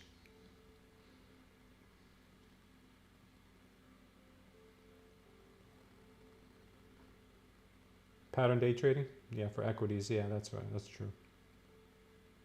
Yeah, that sucks. And futures doesn't have that, so that's beautiful, man. Hopefully that doesn't ever change. I mean, not that trading prop firms, we're really not trading. We're really not trading futures. We're kind of like market analysts or something like that. They like to label us. But yeah, if you're trading your own account, I think that there's a lot of money in that to keep it the way it is. So let's hope that that's what it stays as.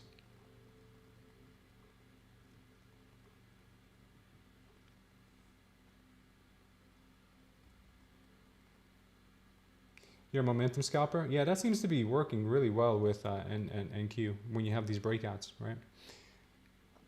Maybe Big Mike, maybe that's why everybody on Top Step's getting their Series 3. Maybe they know something we don't. Maybe the rules are going to change.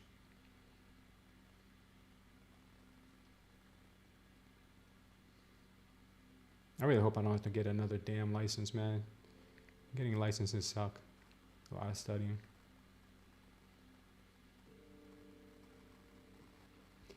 How many of you guys would get a license if it was required? Let me pull that.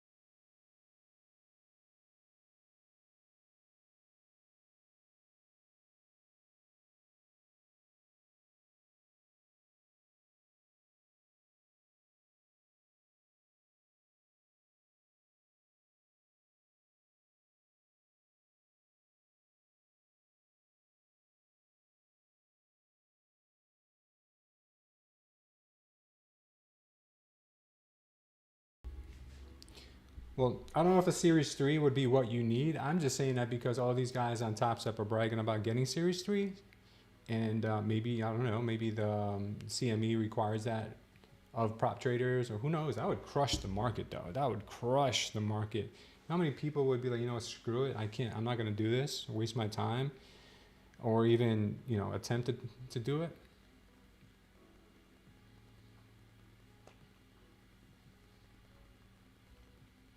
Yeah, mostly everyone here saying no, screw it.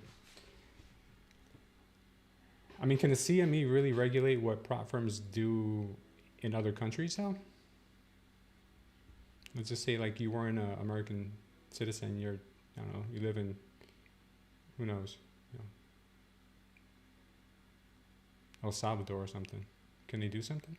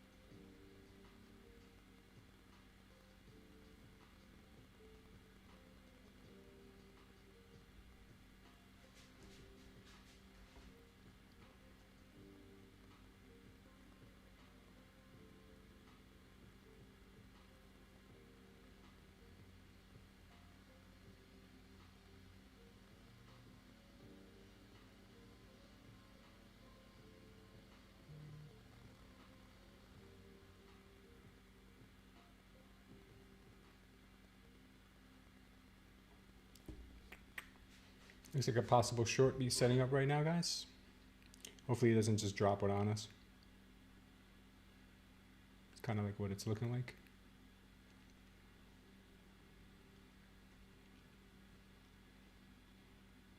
Oof, that was already like a 30 point move. More.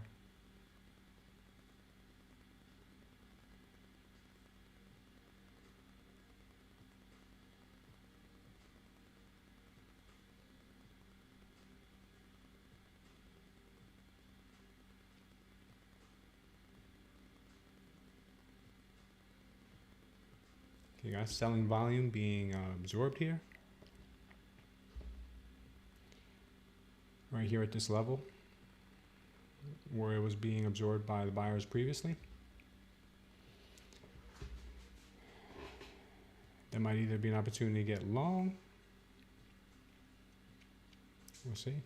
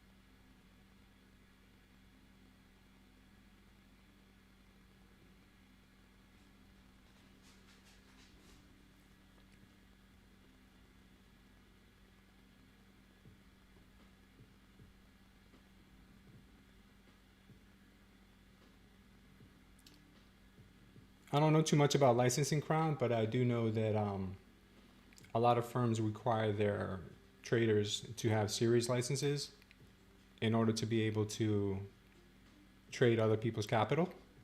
So since all those guys are trading house money, well, so-called house money, it's really their own money at the end of the day.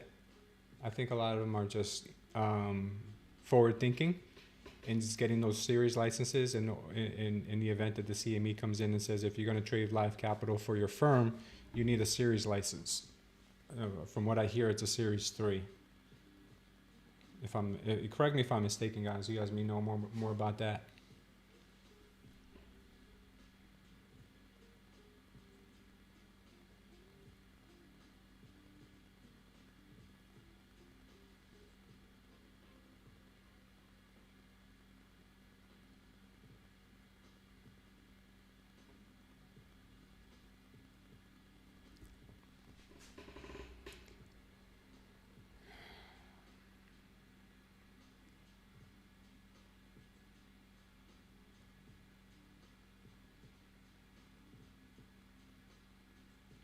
Looks like the short opportunity has left me, unless it comes back.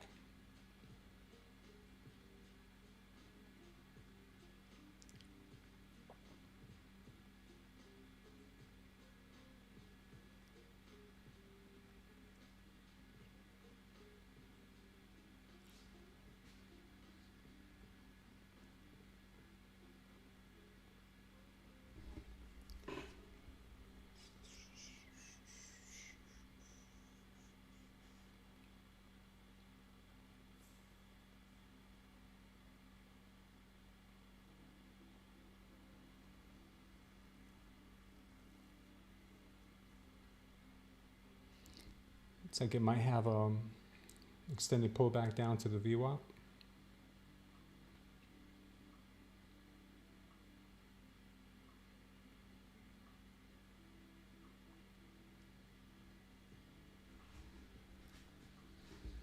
Really isn't a reason for it to stop until then. Maybe at one. Maybe if it wants to tap the trend line around 177 ish, 170s.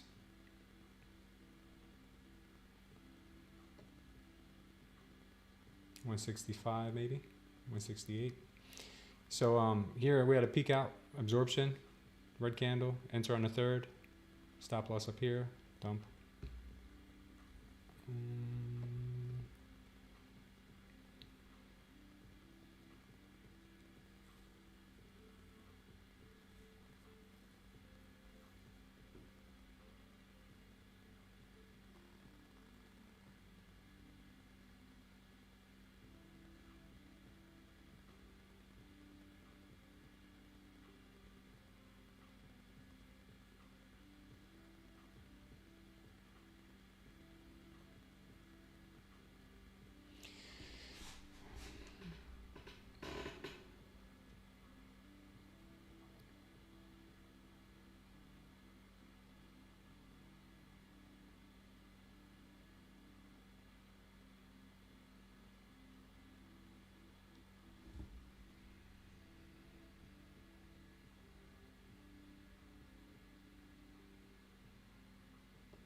So now it wants to recover.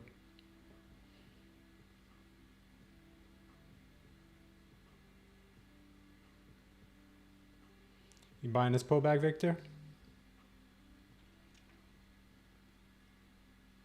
I don't really see any signs of strength just yet.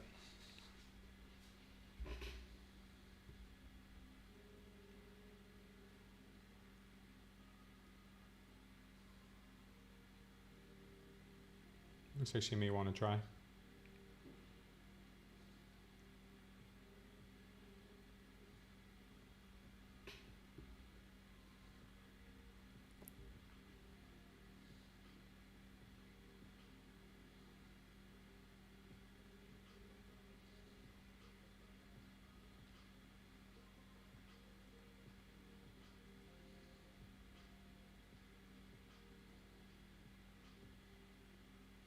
You want to see lower?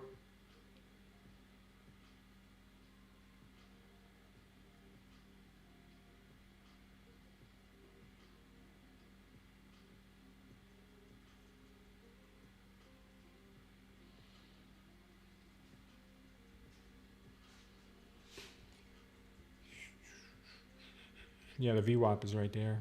That VWAP may not allow us to go any higher without tapping that first.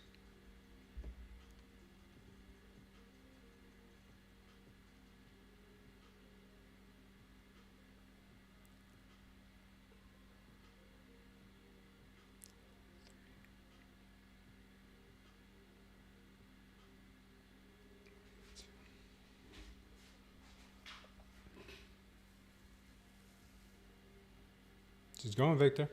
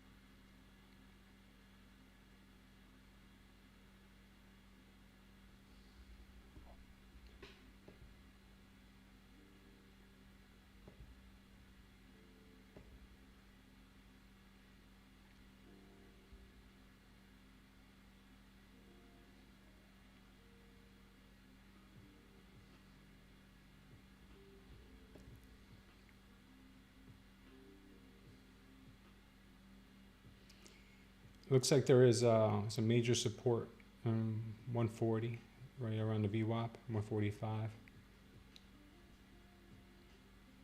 That was the last time the buyers were absorbing the sellers. Maybe she'll get that again.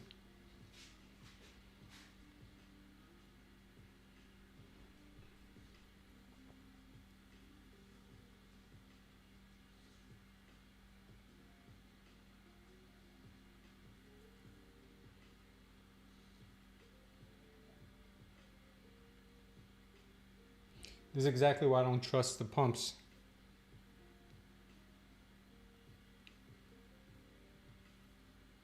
Because I know the pumps have to retrace sooner or later. It's a lot of times I'm just really early.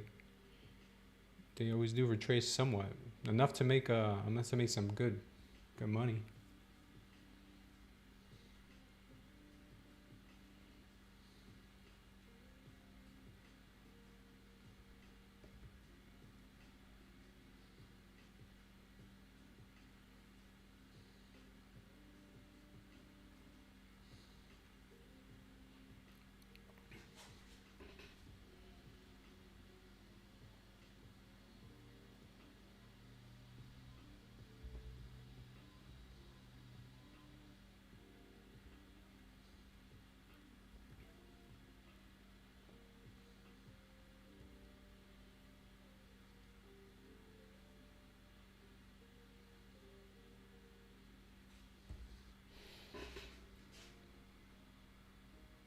She may not need the VWAP, Victor.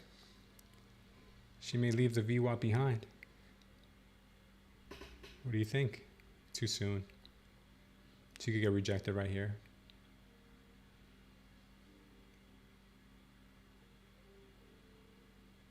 She could get rejected right here.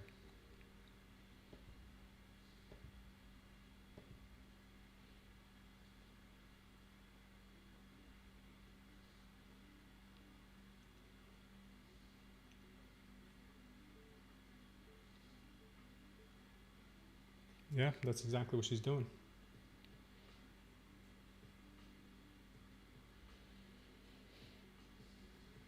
That's exactly what she's doing. Very cheap trade right there.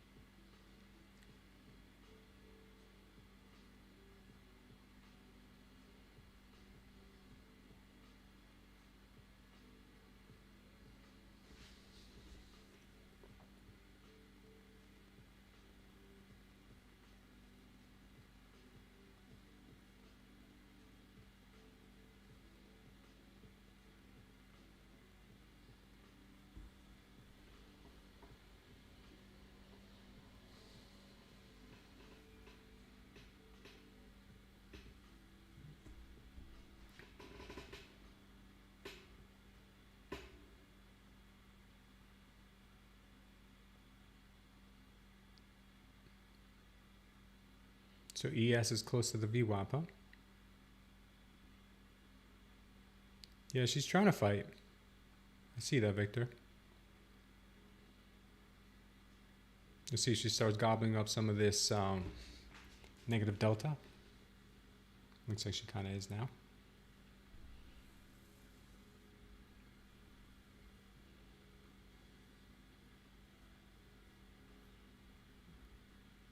Still kind of shady though. Not looking. She's not touching the VWAP yet. I'll be right back, guys.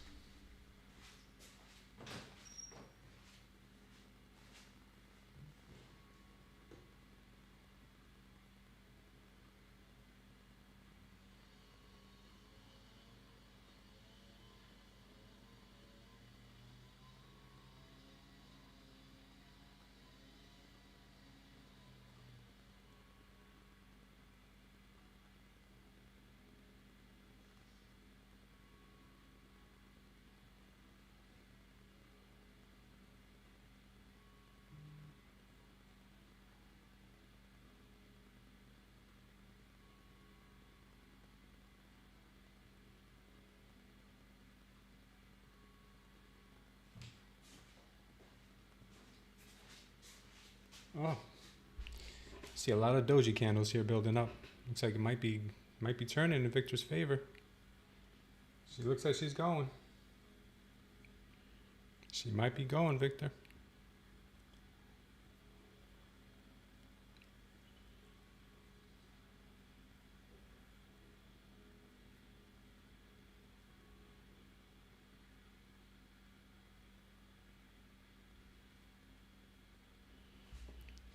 I think she's going.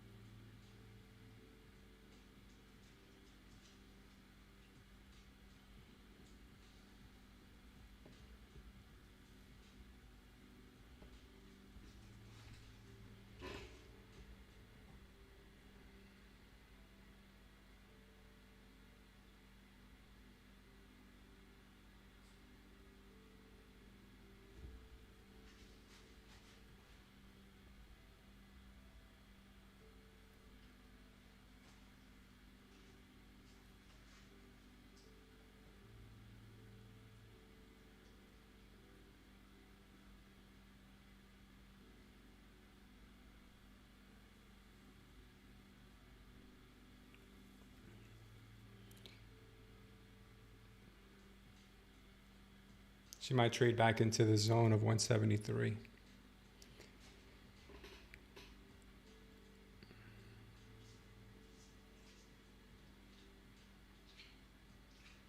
So I'm going to take her. I think she's going to trade back into the zone here.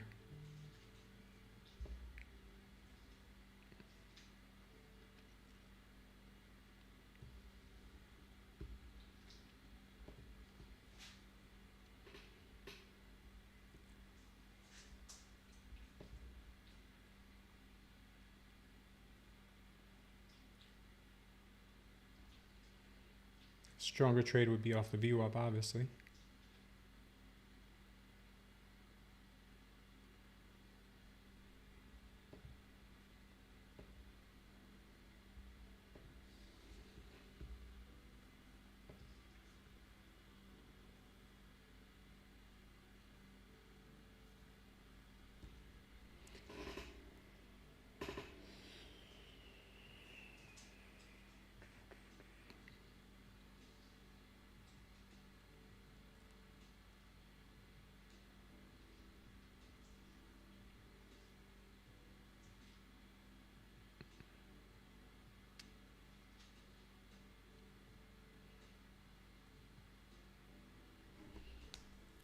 No, she's ripping, guys.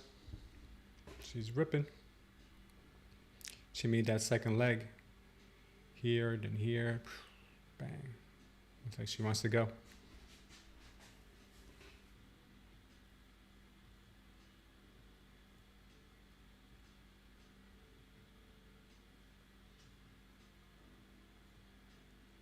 Goodbye.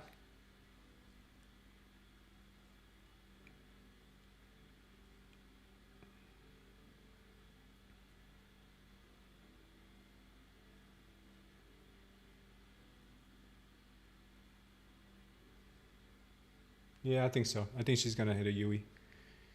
Because right now everyone's like, oh, she's going. I'm going to go long. And right now she'll return back.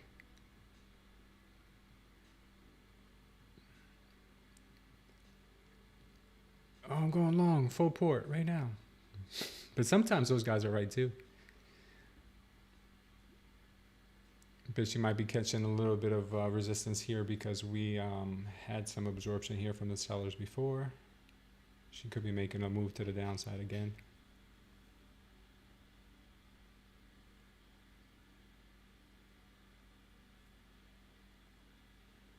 This here might be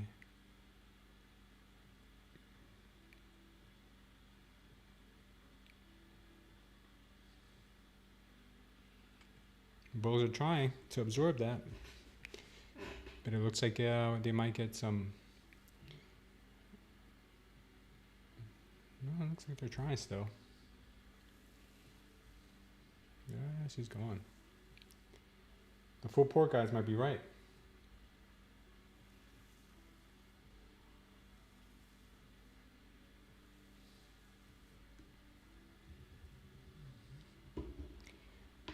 One second, guys.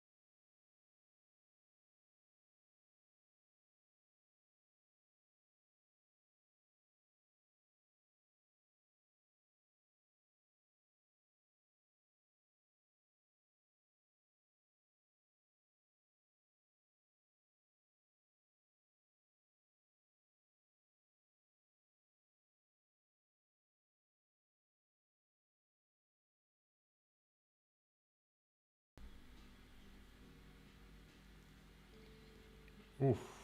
Oof. That looks pretty strong.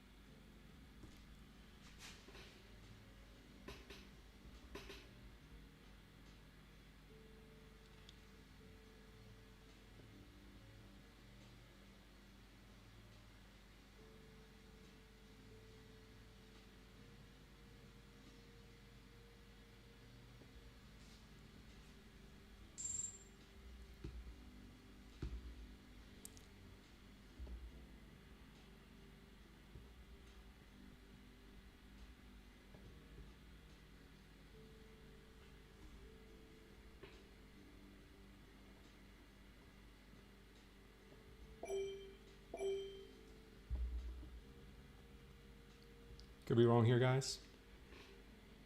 But I'm hoping for a short, a little dump down to VWAP. If I'm wrong, we'll find out very soon. Yep, we're wrong. Still wants higher.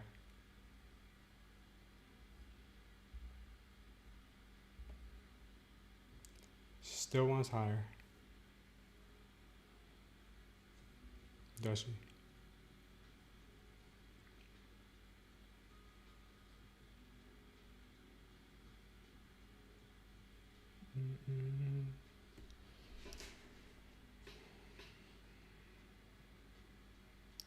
Is this her move? Yeah, that was a pretty big 5-minute candle. That was dumb on my part because it wasn't.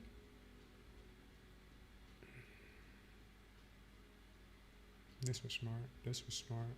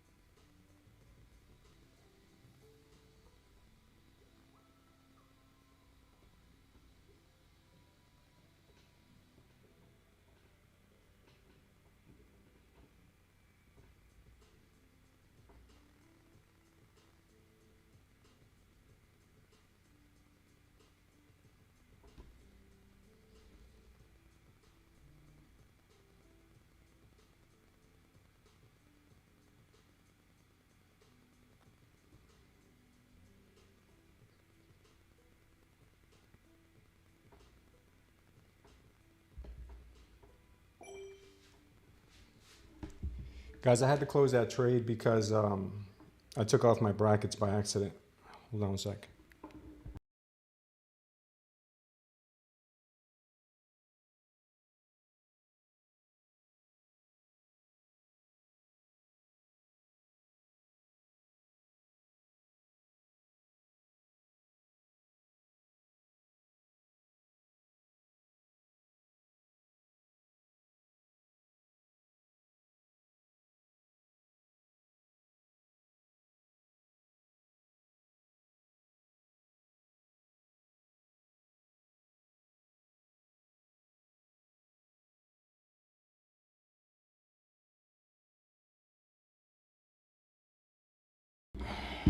That was kind of a bonehead move, guys. I took off my brackets by accident. I had to close that last trade out. But maybe closing out at break even wasn't such a bad idea. We'll see here.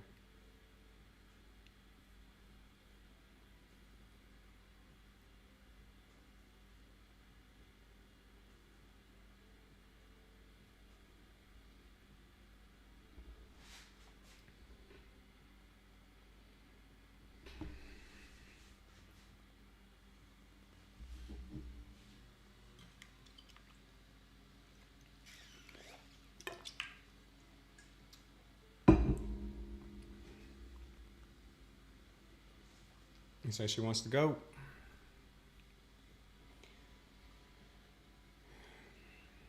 Will she get smacked down at the 235?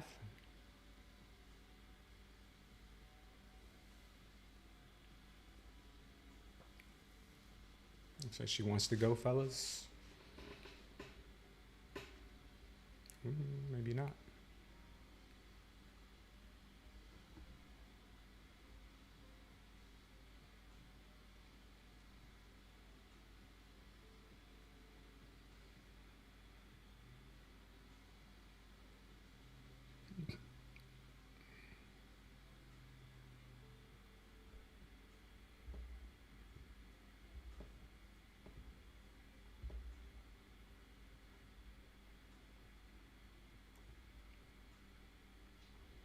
She's having a hard time getting through 240.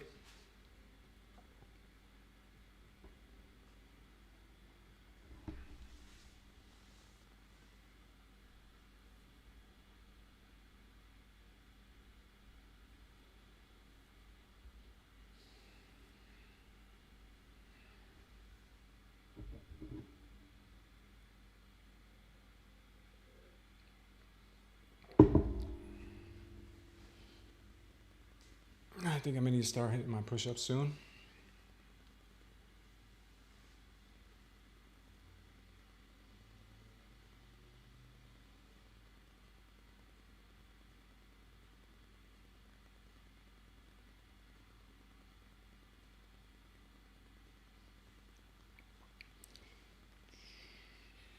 She wants to go.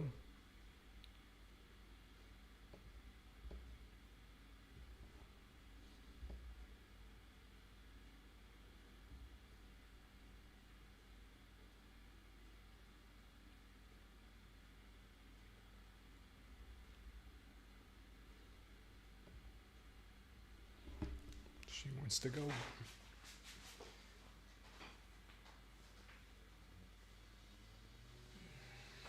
Sorry guys, I had to stretch my back for a minute.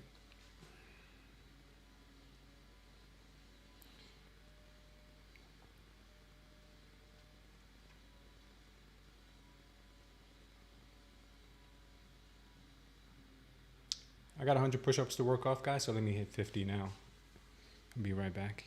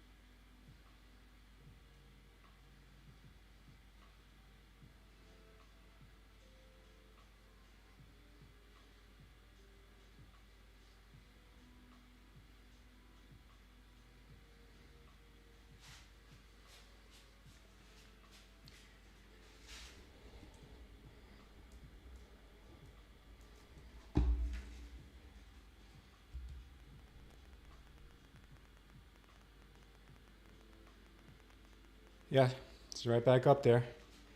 Let's see what she does now.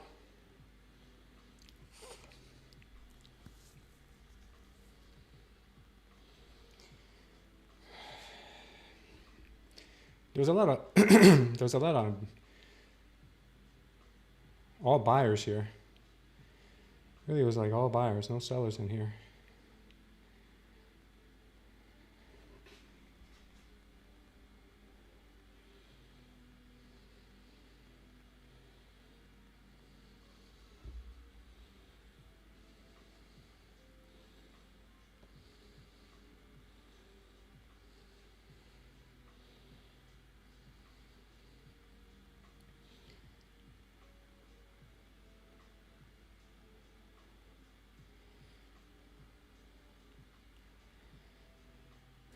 Might be looking to make 280 support if it could break through.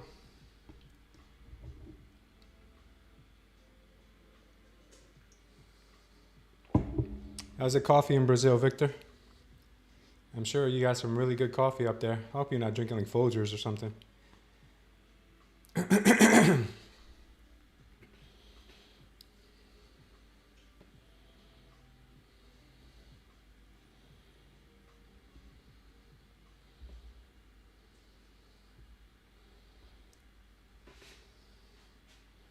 So you took that long, buddy? Good job.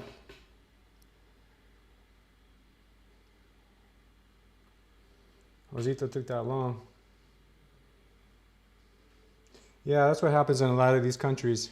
The producers export all the good stuff, fruit included. You get all the leftover fruit. And I'm from Guatemala, so every time I go to Guatemala, the fruit is not the best unless you're picking it yourself. They kind of just give you what's like watermelons that aren't really that sweet. The meat, forget about it. We get all the leftover meat too. It looks like let's see, we're getting some absorption here, guys. Let me try a little one.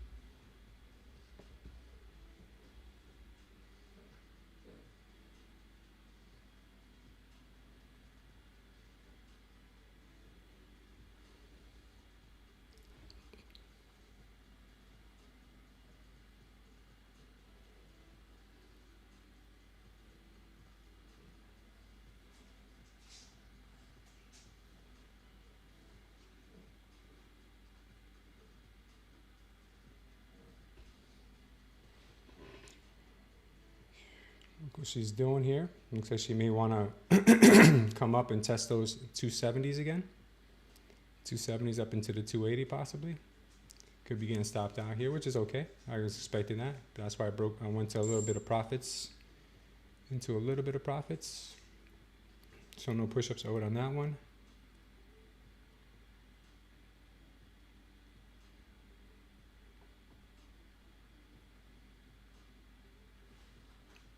More absorption happening here. I think it doesn't like that. Doesn't like that area.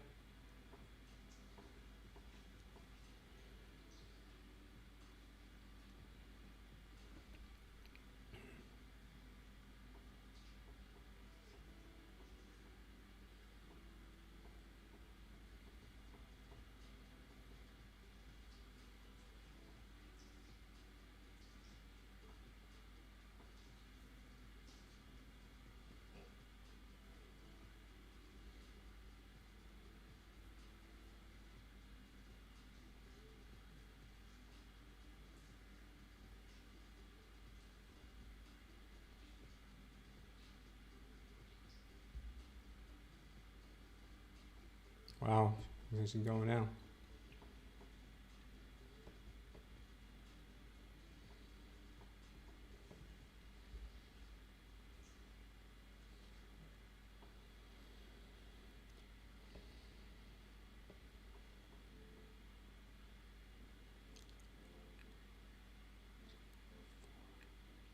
She's gone, guys. She's gone again. She's not playing games today.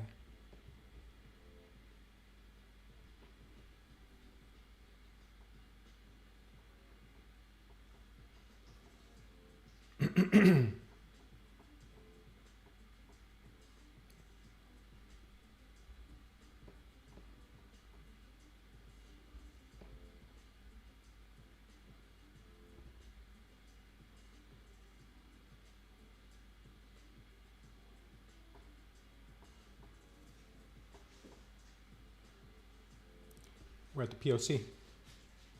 Could hold, right? This could hold. One of two POCs.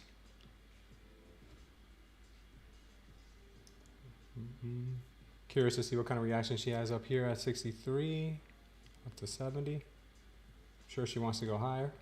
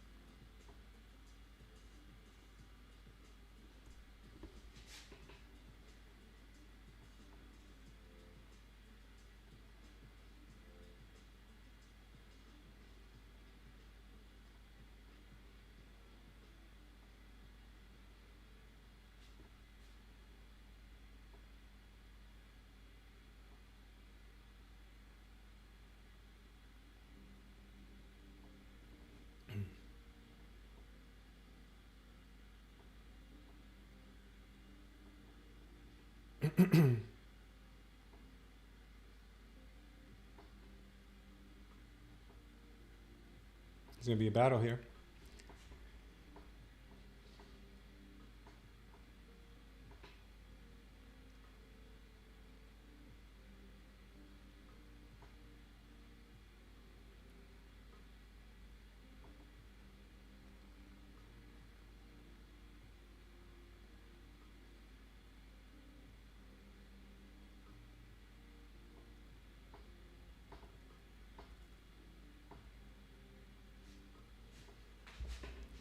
I'm going to try her. I'm going to try her here, guys, with a tight stop loss.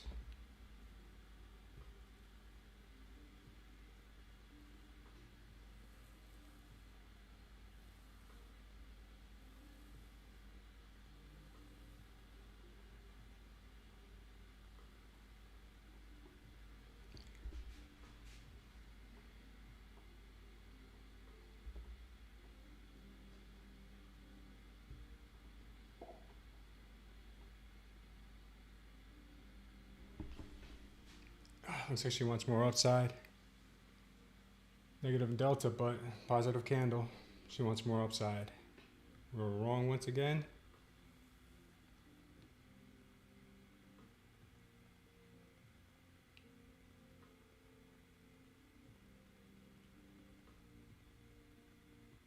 I sure hope not. I sure hope not.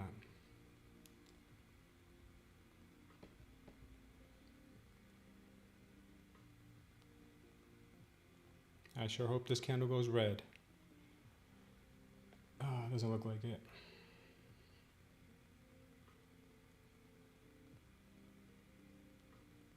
We'll be patient here.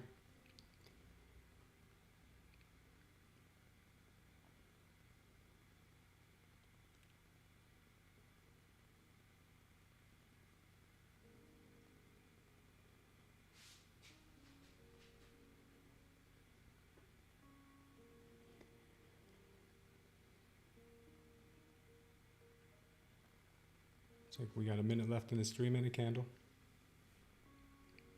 Buyers are getting absorbed. It's pretty nice.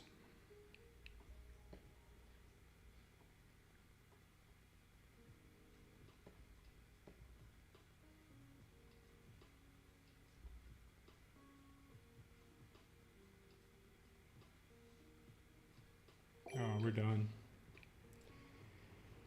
Yikes. Once again, the entry was not good. At least not yet.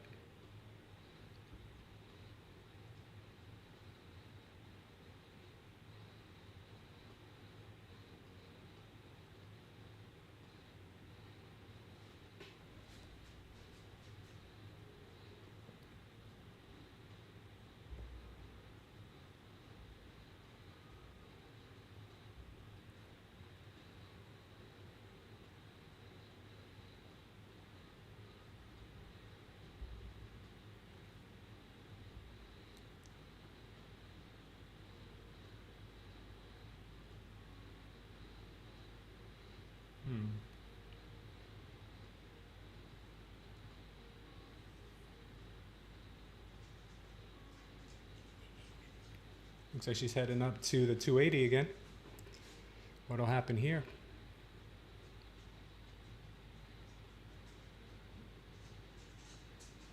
She's blowing through it. Of course she is. See what happens here. Maybe this will become support now.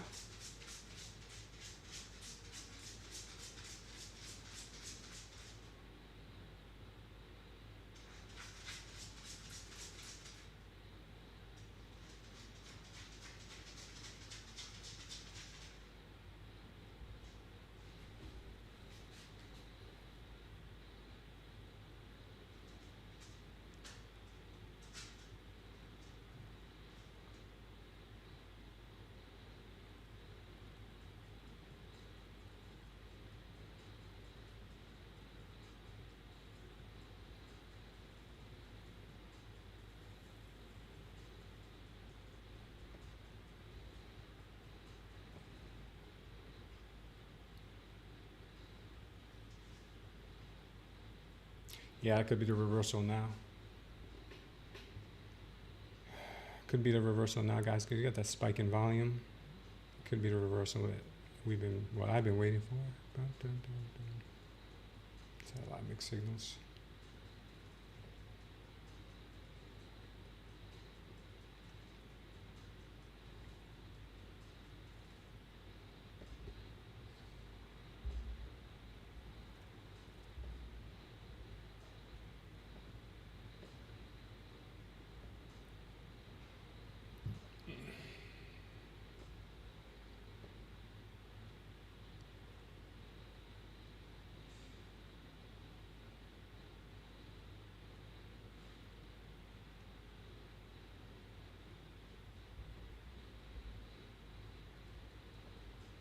Try her again. Let's see this. Keep our fingers crossed here. I like our stop loss. Hopefully our last trade we're gonna try with FTT today. If we're wrong here, yeah, we'll be toast. I was a little premature to the party here too. I should have let this candle confirm, but it would make a lot of sense for a reversal here. Nope, it doesn't look like it wants it.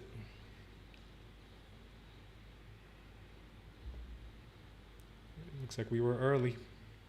I was early. She doesn't want it.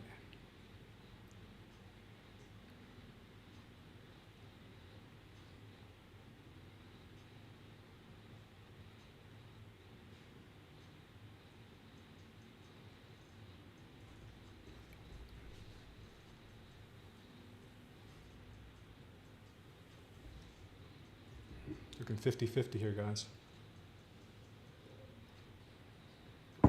50-50. Coin toss. No. Not looking good again.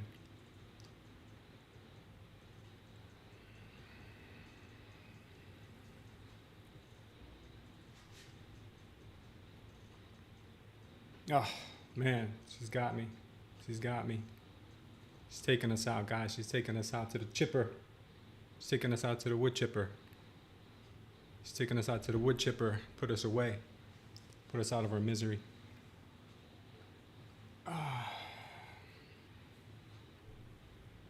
She's playing with our emotions. I don't like it when she does that.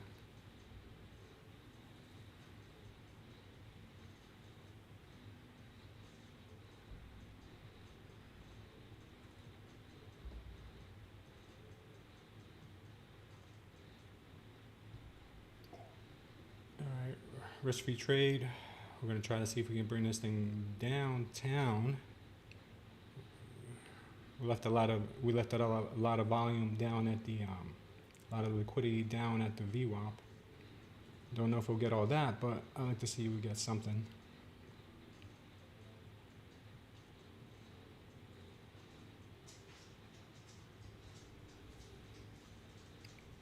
Might be coming back to take us out. Oh no. Don't take us out. We worked too hard for that one. Do not take us out. Do not take us out. Do not take us out. Oh, my bastard. And now she goes. I went to break even too soon.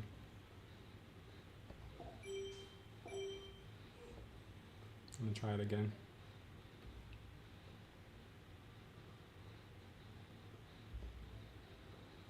I'm going to try it again.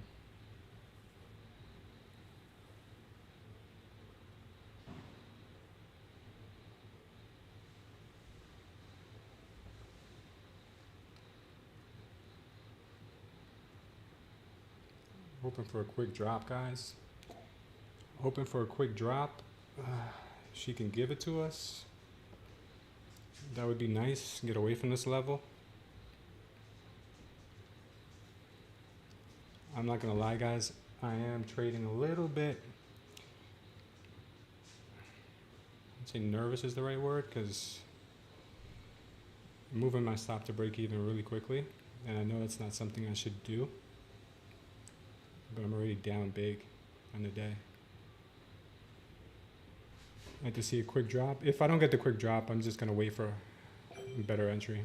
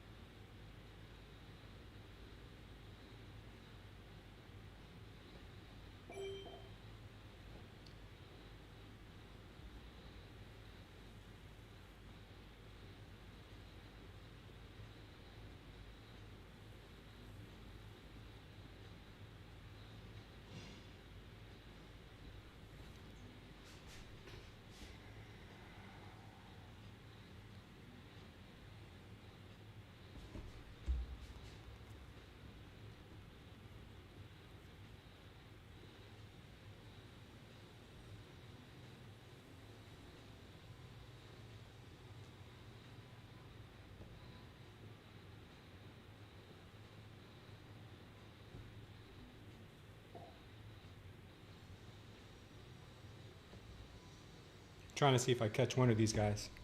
Trying to see if I can catch one of these moves down, but it's been super choppy here. Oh my god. Yeah. Just trying to see if I can catch that dump. I don't know if it's coming though, I really don't. Really don't.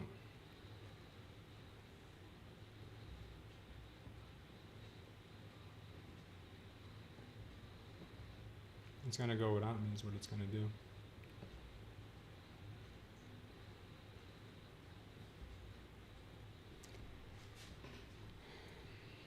It's gonna sit and chill. Yeah, it's at the PLC, so.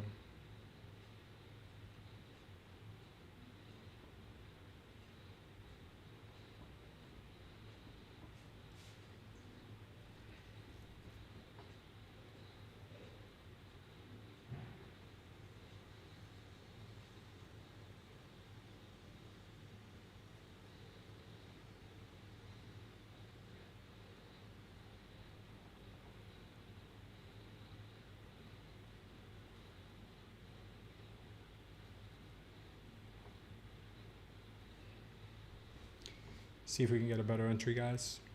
See if we can get a better entry.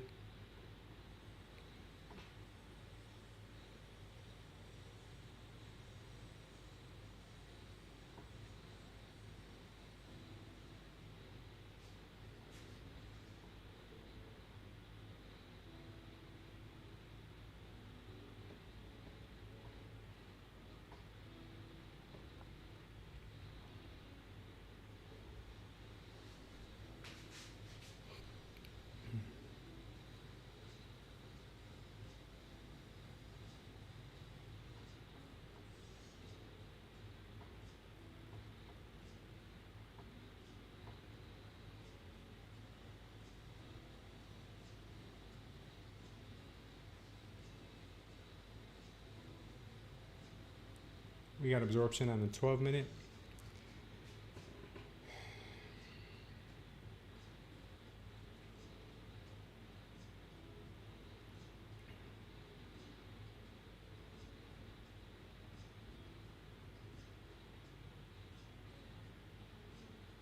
May be coming back up.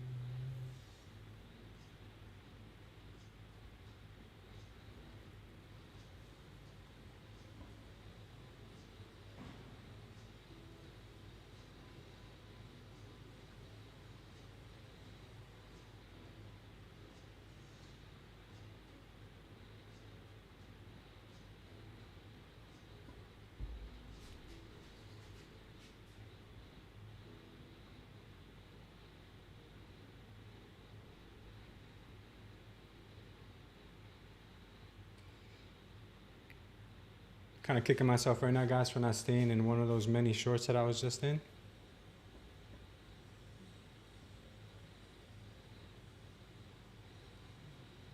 That break-even stuff gets me, man. It really does.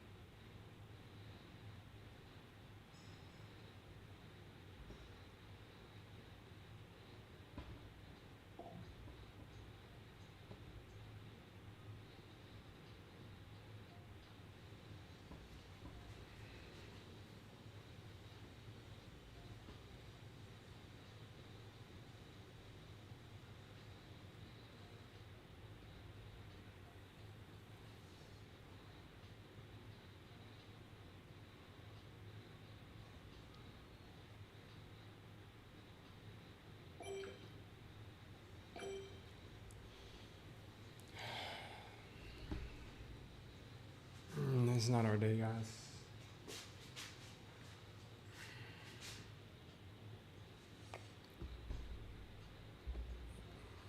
It's not our day.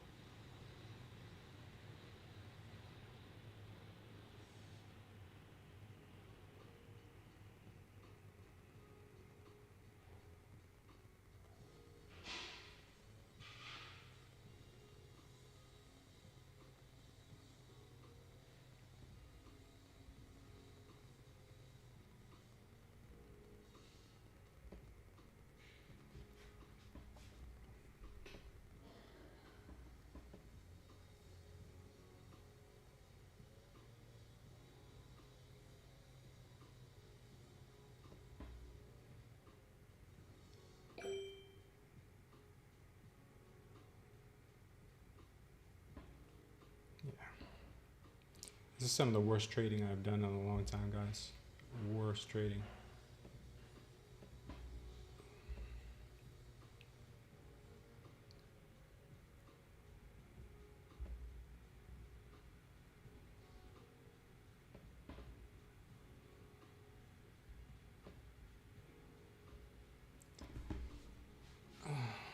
Crazy thing is, I know she's going in my favor, and it just keeps coming back to just mess with me. This is really something else, because dude, I know she's going down to 63. I'm sorry, to 230.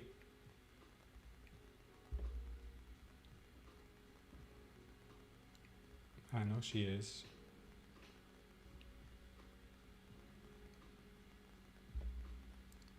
We'll leave her alone for a minute. I'll be right back, guys.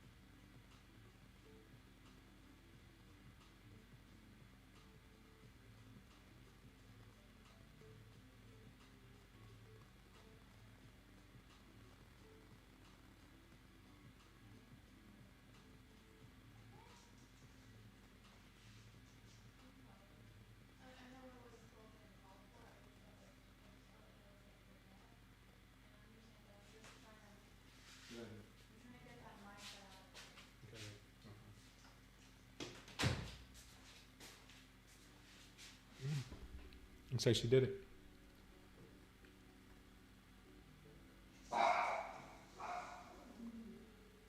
Looks like she did it, guys. She did us. She did me dirty. She did me extra dirty. I did myself dirty. I can't even say she did me dirty. I did myself dirty there with taking my stop losses to break even.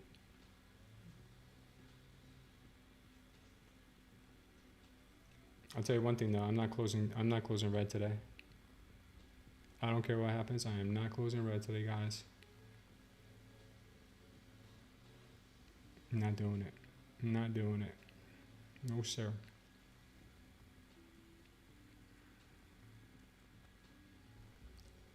This took me out by a wick here.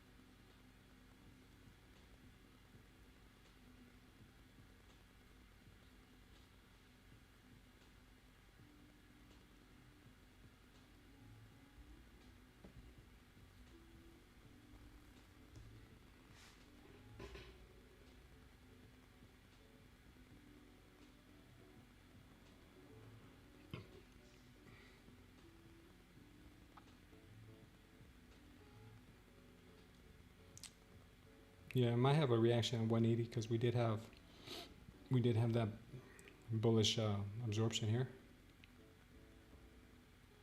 180. That still gives us room for a decent short. If it does even go there, it might just go up from here. Always does the unexpected.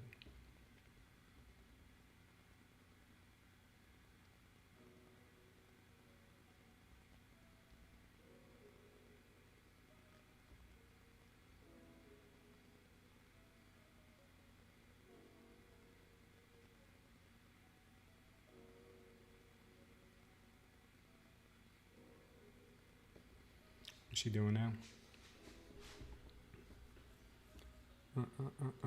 She faking everybody out again? She's faked me out enough. Well, she really hasn't faked me out that much, maybe once. But she definitely has been extremely rude, taking my stop losses like crazy. If she comes back up, she could have some trouble at 263. She can go back to get the late shorts.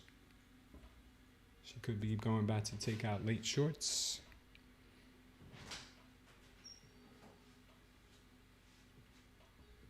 $210? Yeah, $210 could be a little wall.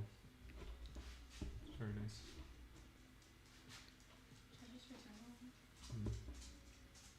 I don't know, babe. What do you want to do?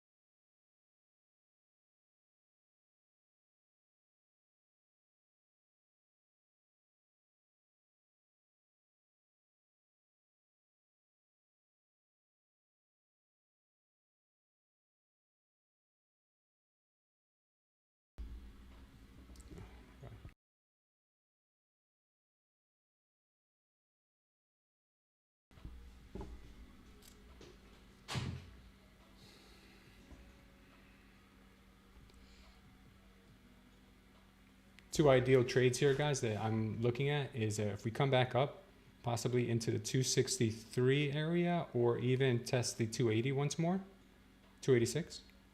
Then I'd be looking for a move back down. If we come back down to about 170, 172.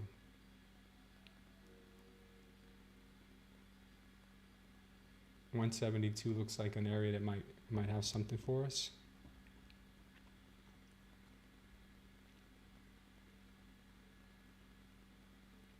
172, possibly all the way down to the VWAP at 167. That's expected. I guess a lot of people would have expected that. So who knows? It could blow right through that.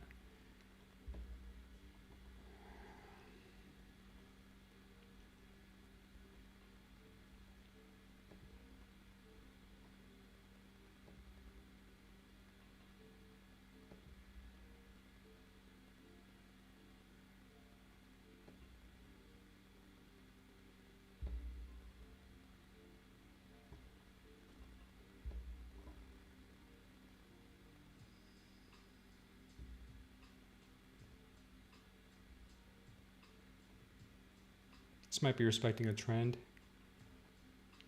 I doubt it though. We are getting bearish absorption.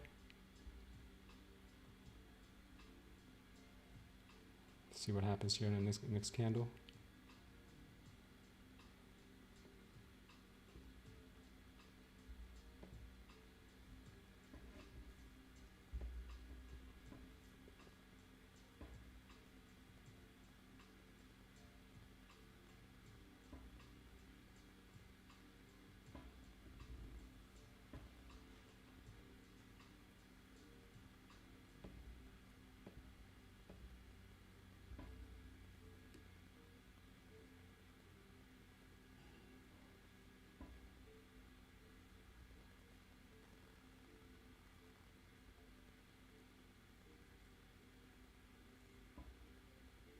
Okay, looks like bullish delta is coming in.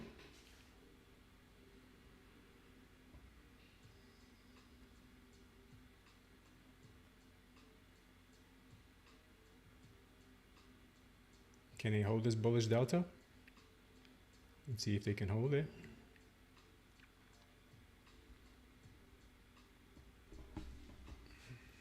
They're trying. Both are trying to bring this price back up.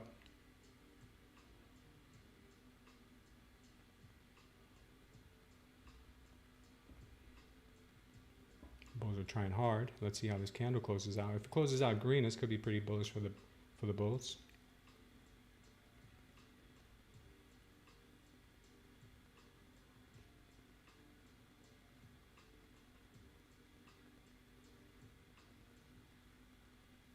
If this closes out as a doji, it's going to be really hard to tell. Looks like bulls are still trying though. Maybe not for long. This might go negative.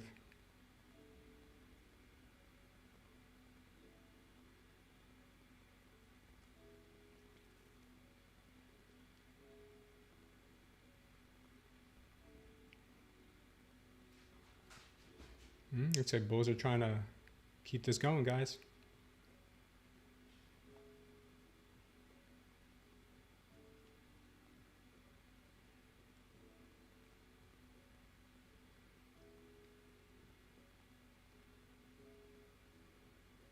We gotta stay nimble here. Not sure which one it'll do. No real reason why it should bounce here other than this trend line.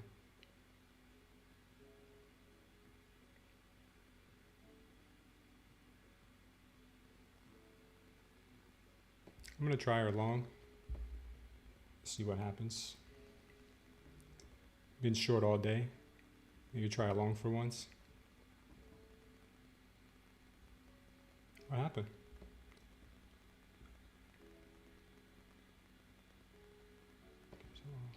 Oh, I didn't buy market.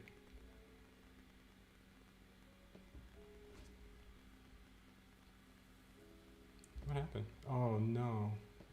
My motive wave is down again. When can I catch a break, man? Oh my god, why?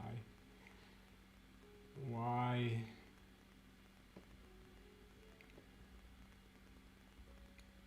When can I catch a break? Hey, guys. All right, something's got to change here, man.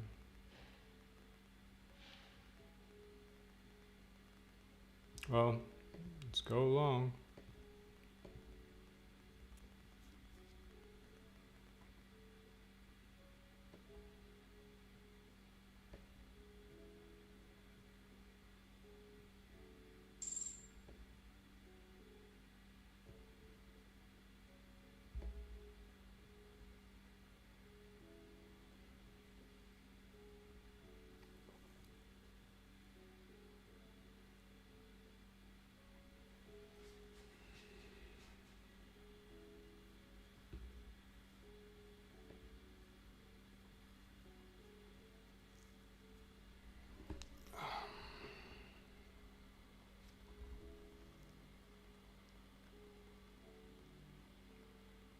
truly frustrating. I don't think there's anything more frustrating than this. This is crazy. Something else.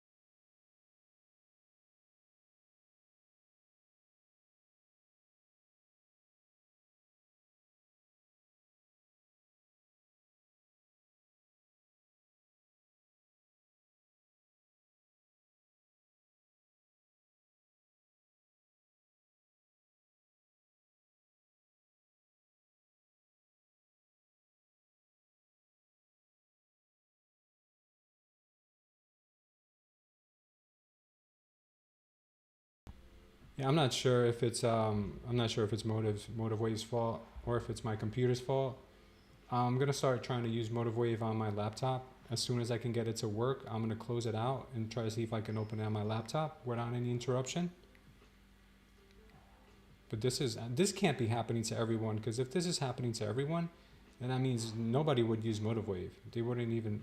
This can't be them. This has to be my computer. Okay.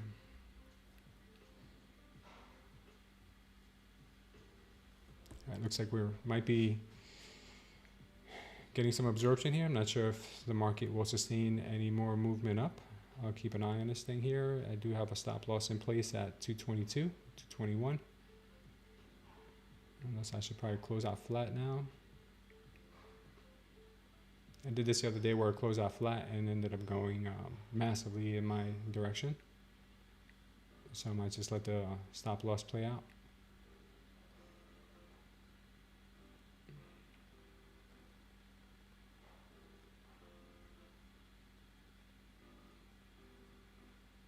If this candle closes green on the 3-minute, it's going to look really good. Because you've still got bullish delta.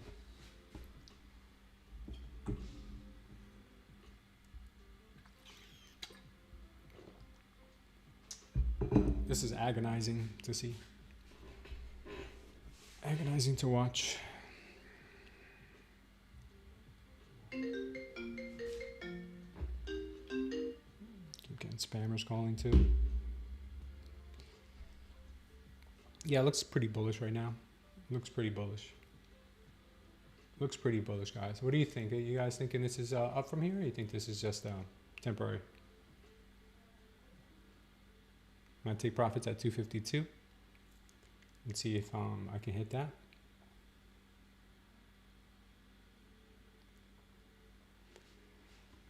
I think there's a good chance here, guys. The structure looks pretty good on the 3-minute. Structure looks pretty good. The only thing I don't like is that we do have purple candle in here with a wick. But if this candle closes green, that means that buyers overpower the sellers. It's the way it's looking right now.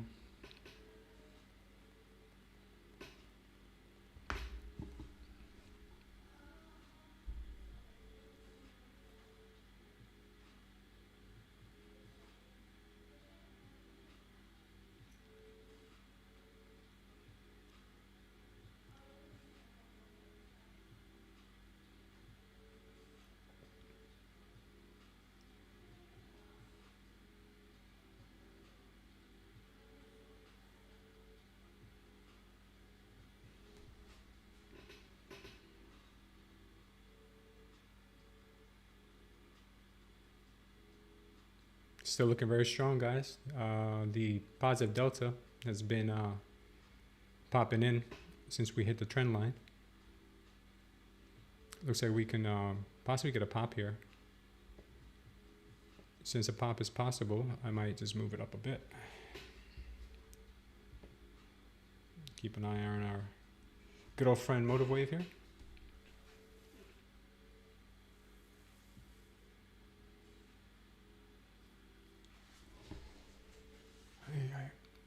Oh, the news came and went, guys, and I don't think it did much for the market, right?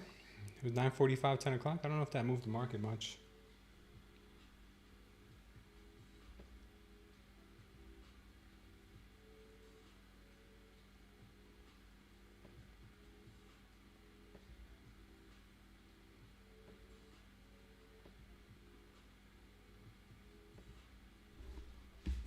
I'm going to email Motive Wave because this is getting ridiculous.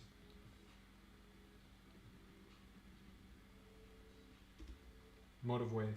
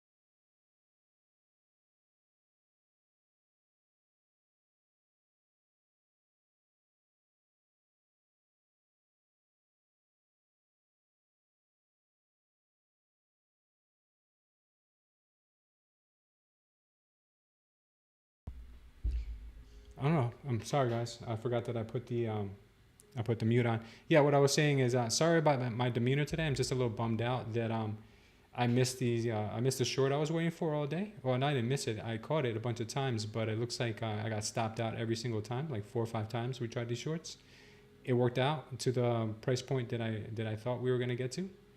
The only other issue that I see here that I tried this long, but then motive wave stalled out on me again, and I couldn't get it to go, and that would have given us our 20-point move here that we would have been searching for.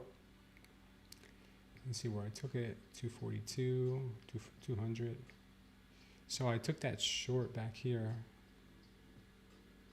260. Yeah, we already got a 40-point move on this drop.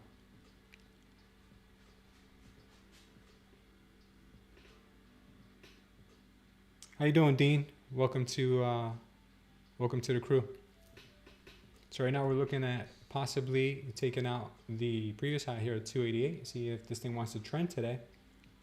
This could either end up being a trend day to the higher, which I strongly think we might still get that, or if we get faked out between where we are now and 280, if we get faked out again, it might end up ranging again, just back into this back into this cluster here, high volume area, this node down at the 100s. This could really fake everybody out. What if it did this? What if it just acted like it wanted to go higher, and then it finally came down to 20,000 today? You know, that could be something to really catch everybody off guard. Possibly, right? That could be something. That could be something. We're coming back up here to test that 12-minute bearish divergence candle here. That'll be interesting. Maybe we get a double top on that. If we get the double top on that, that could make for a nice short. Very nice short. Could make for a very, very nice short. Hey. Check motive wave, see if we got any answers. Hi there, sorry about the other message.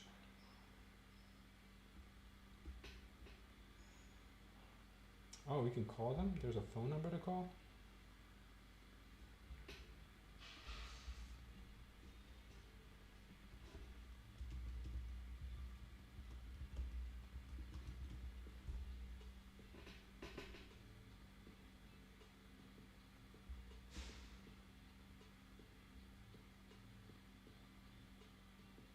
There's a phone number we can call for motive wave.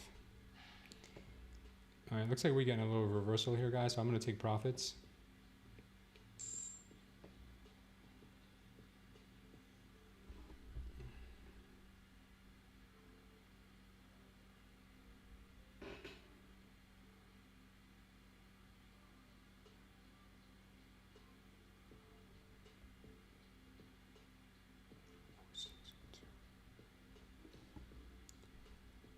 This could make for a second pump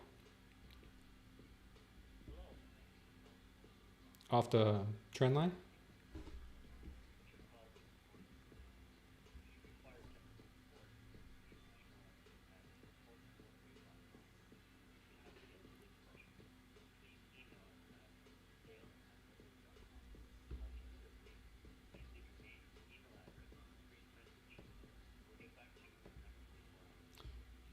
Phone number for nothing, because it's just an answering machine.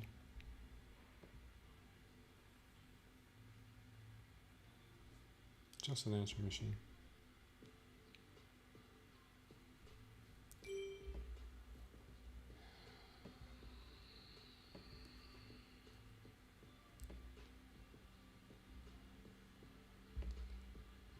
All right, looks like she might be back.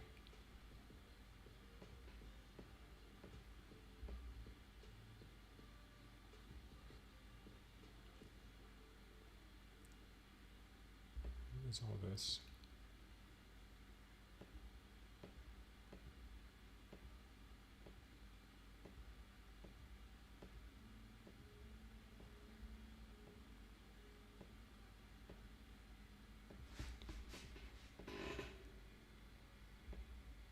Looks like we're getting a bearish candle, guys, big time. Big time bearish candle.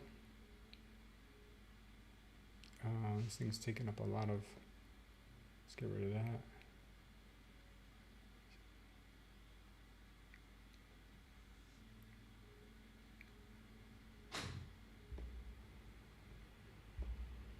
see if we can get down to a 5 minute. This thing crashing. Okay.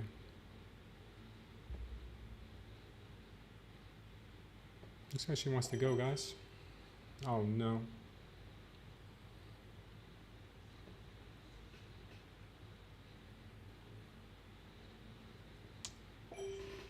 I went in without my brackets. Alright, we're going to have to try that again. I took that trade without the brackets on because you have to turn the brackets on every time you log in again. I'm going to try it now. Okay.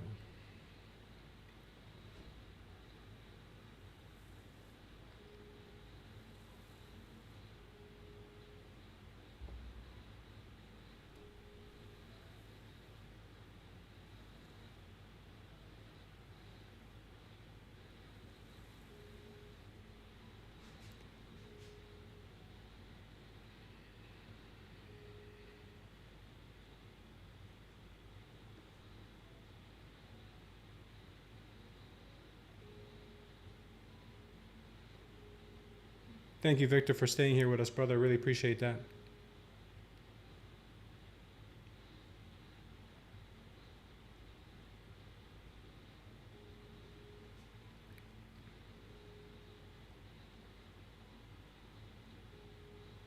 Yeah, I might have been a little early to this. This thing may want to pop again. Yeah, looks like she wants to pop again. Oy, oy. Tell you what, guys, this has not been easy today. We want to try her again.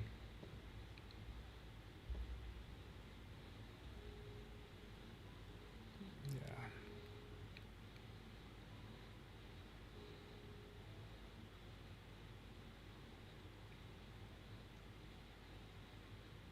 She wants higher.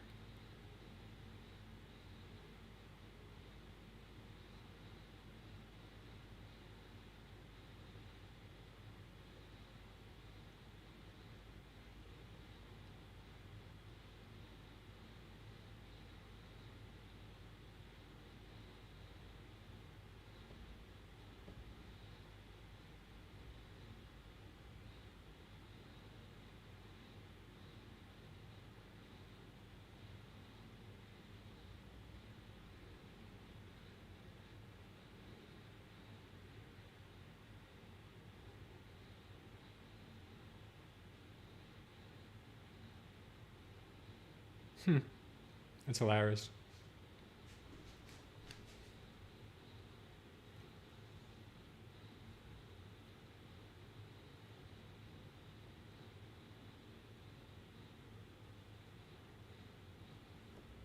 I'll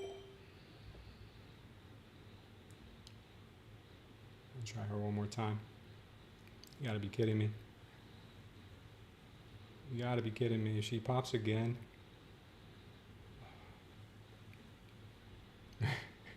She pops again, guys. I'd want to say this is a conspiracy.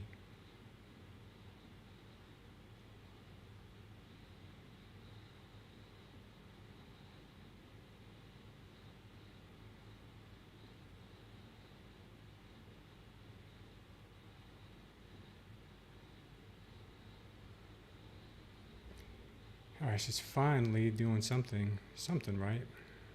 Let's see what she does here. Oops.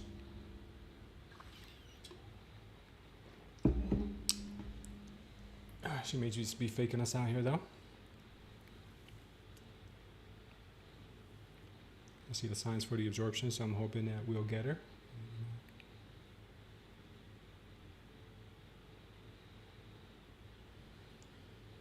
She's looking okay right now. Hoping we get a quick drop down.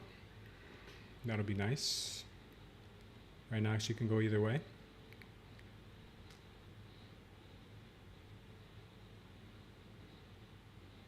Right now she can go either way. Let's see what she does.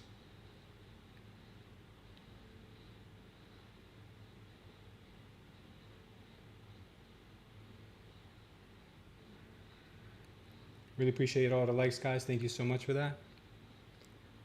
Today's been a little bit of a rough one for me, but I think we'll make it back. We'll make it back.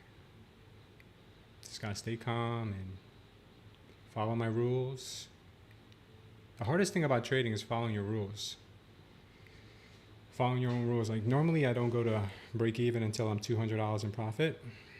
So that's number one. I haven't been doing that. I've been going to some break even much sooner than that. So we'll see. If this ends up being our move, it'll be good for us. If not, I think we may have to give FTT a rest for today.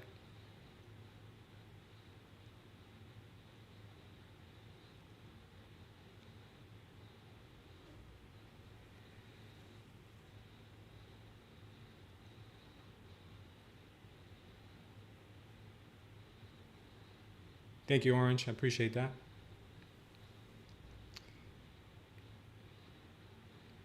I'm hoping really we get a dump here, guys. I really am. Yeah, everything looks like it should be, but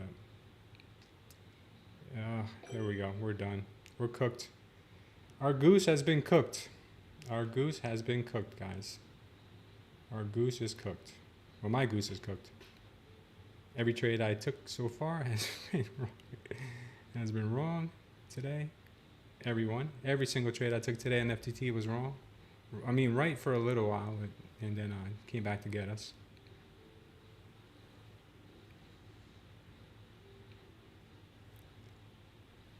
That was terrible.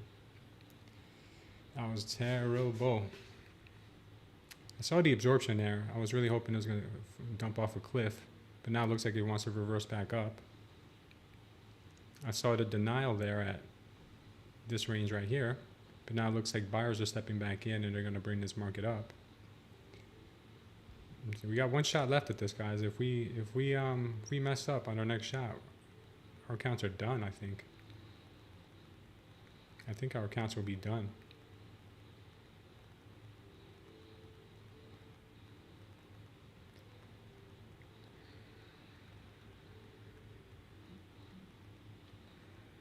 I really hope not, though, because that would suck. That would really suck. That would really suck. Let's see what this market wants to do. I'm playing by my rules here. My strategy hasn't played out right now because I haven't been patient enough. But we'll see what happens in the next few minutes. If this market wants to go somewhere from here.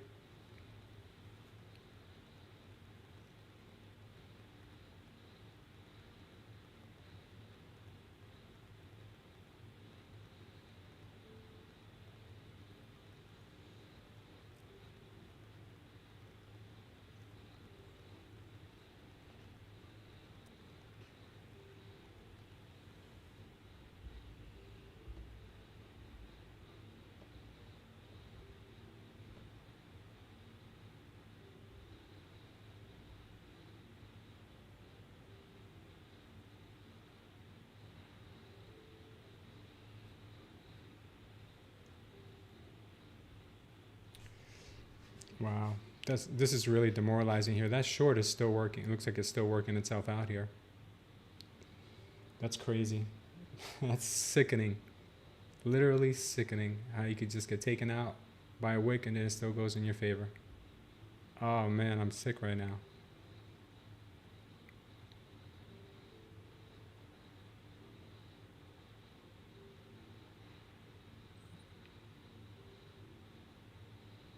Terrible, but it's part of the game, guys. It's part of the game. All right, so she's still we're still getting absorption here either way. So my strategy says that we wait for the next candle, but we've been getting absorption. So we really haven't had a next candle, and I took that trade here a little bit preemptively because I saw this wick nasty to the downside, and then we came back out to top me out, which sucked.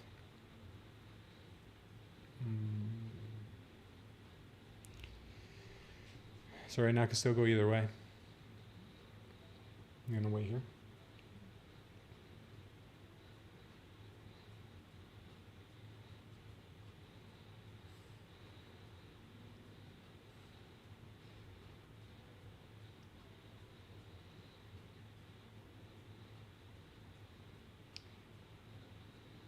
I don't even know if I can do this, but I'm going to try.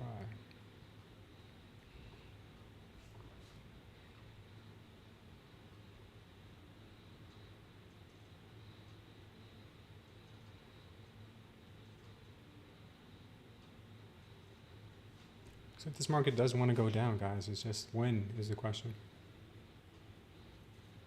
And for how long?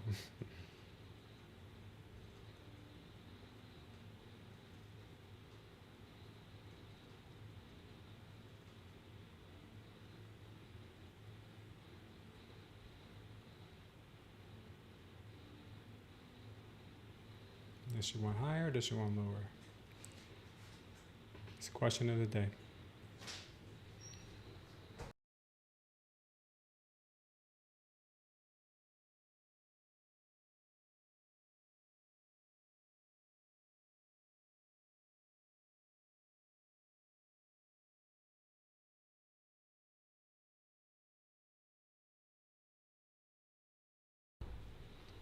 Okay, guys. Seeing what happens here. Looks like that short's still playing out.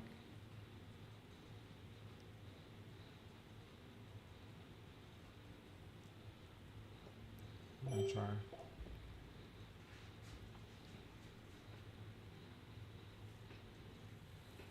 We're gonna try her, guys. We're gonna try her.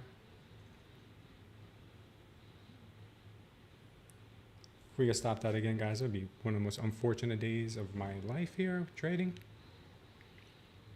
All signs are pointing to more downside, but that does not matter.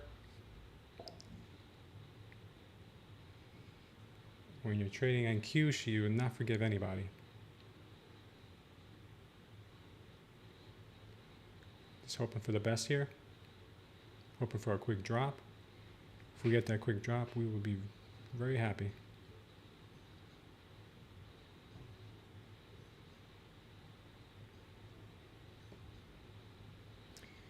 No, please don't come back up. Please don't come back up. Please don't come back up.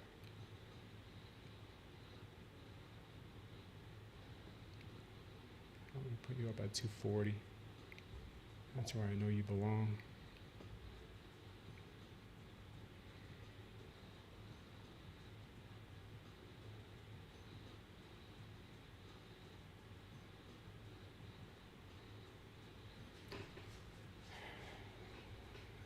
Let's keep our fingers crossed here, guys. She's nasty. She's relentless. She's nasty and relentless.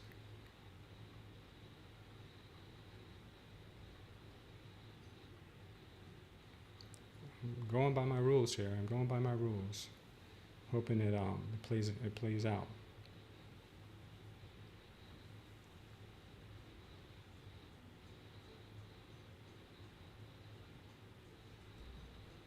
Playing by my strategy here. A little bit too much.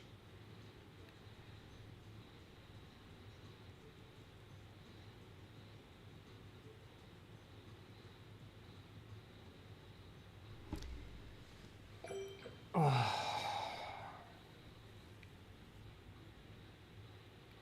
think we're done, guys. I think we're done. We cooked one of our accounts already. I think we cooked one of our accounts. So if this thing pops against us, we're literally done. That's it for our account. That's it for our 20 accounts if this thing pops. If it drops like I expect it to, then we could make it up here big time. Right now it's not looking good. Not looking good at all.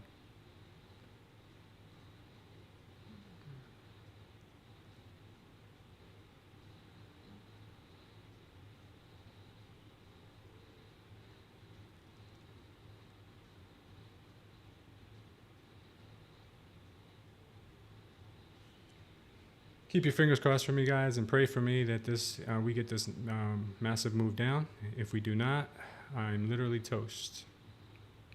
These accounts are done. And looks like we're going to be toast.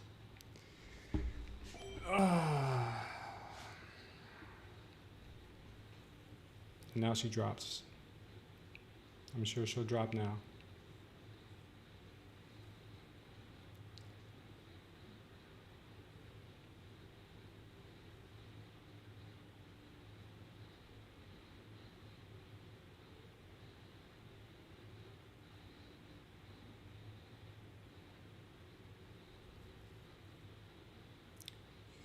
Not a good day, guys. Not a good day. Not a good day in the neighborhood. Really not. It looks like we are toasted our accounts today, live on air. We have toasted them and roasted them to a crisp.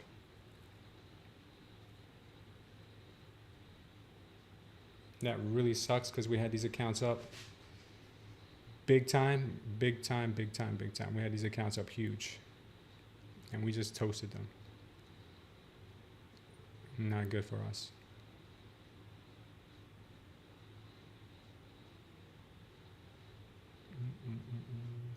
Sorry about that, guys.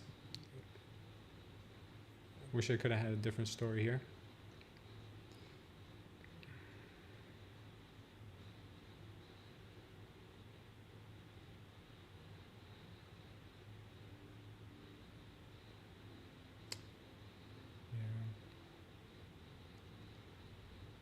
Yeah, very unfortunate here, man. Very unfortunate. We're gonna have to try something different.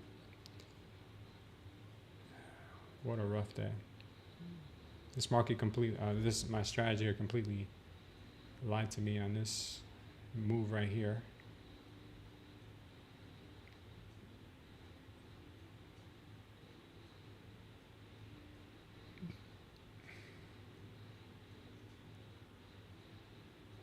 Not cool in Q. Not cool at all.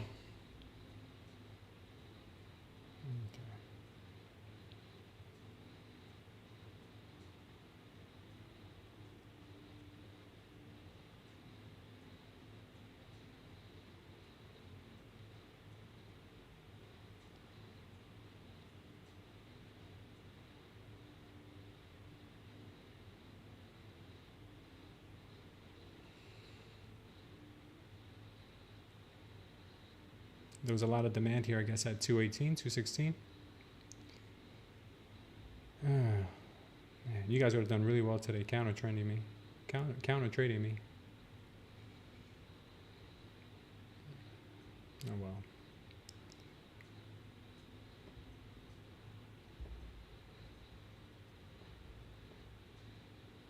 That was a nail in the coffin for the accounts.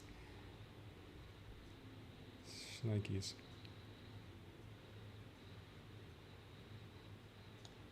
Oh well, guys. I think I'm gonna have to walk it off, guys. I really feel like crap. I feel like, I have to regroup and recenter myself. I'm gonna take the weekend to do that. Just wish I could have had a different outcome today. My strategy did not play out today the way I wanted it to, at all. A lot of false signals. The trade that I wanted to take was this one, and I missed it. The second trade I wanted to take was this one, and I got break even a million times. I would have liked this trade in here too. My FTT was down, and then I took a lot of bullshit trades in here that all went against me. So it is what it is. Thank you, guys. I appreciate you. Have a good weekend. We'll see you guys here on Monday. We'll figure something out by then. Take care.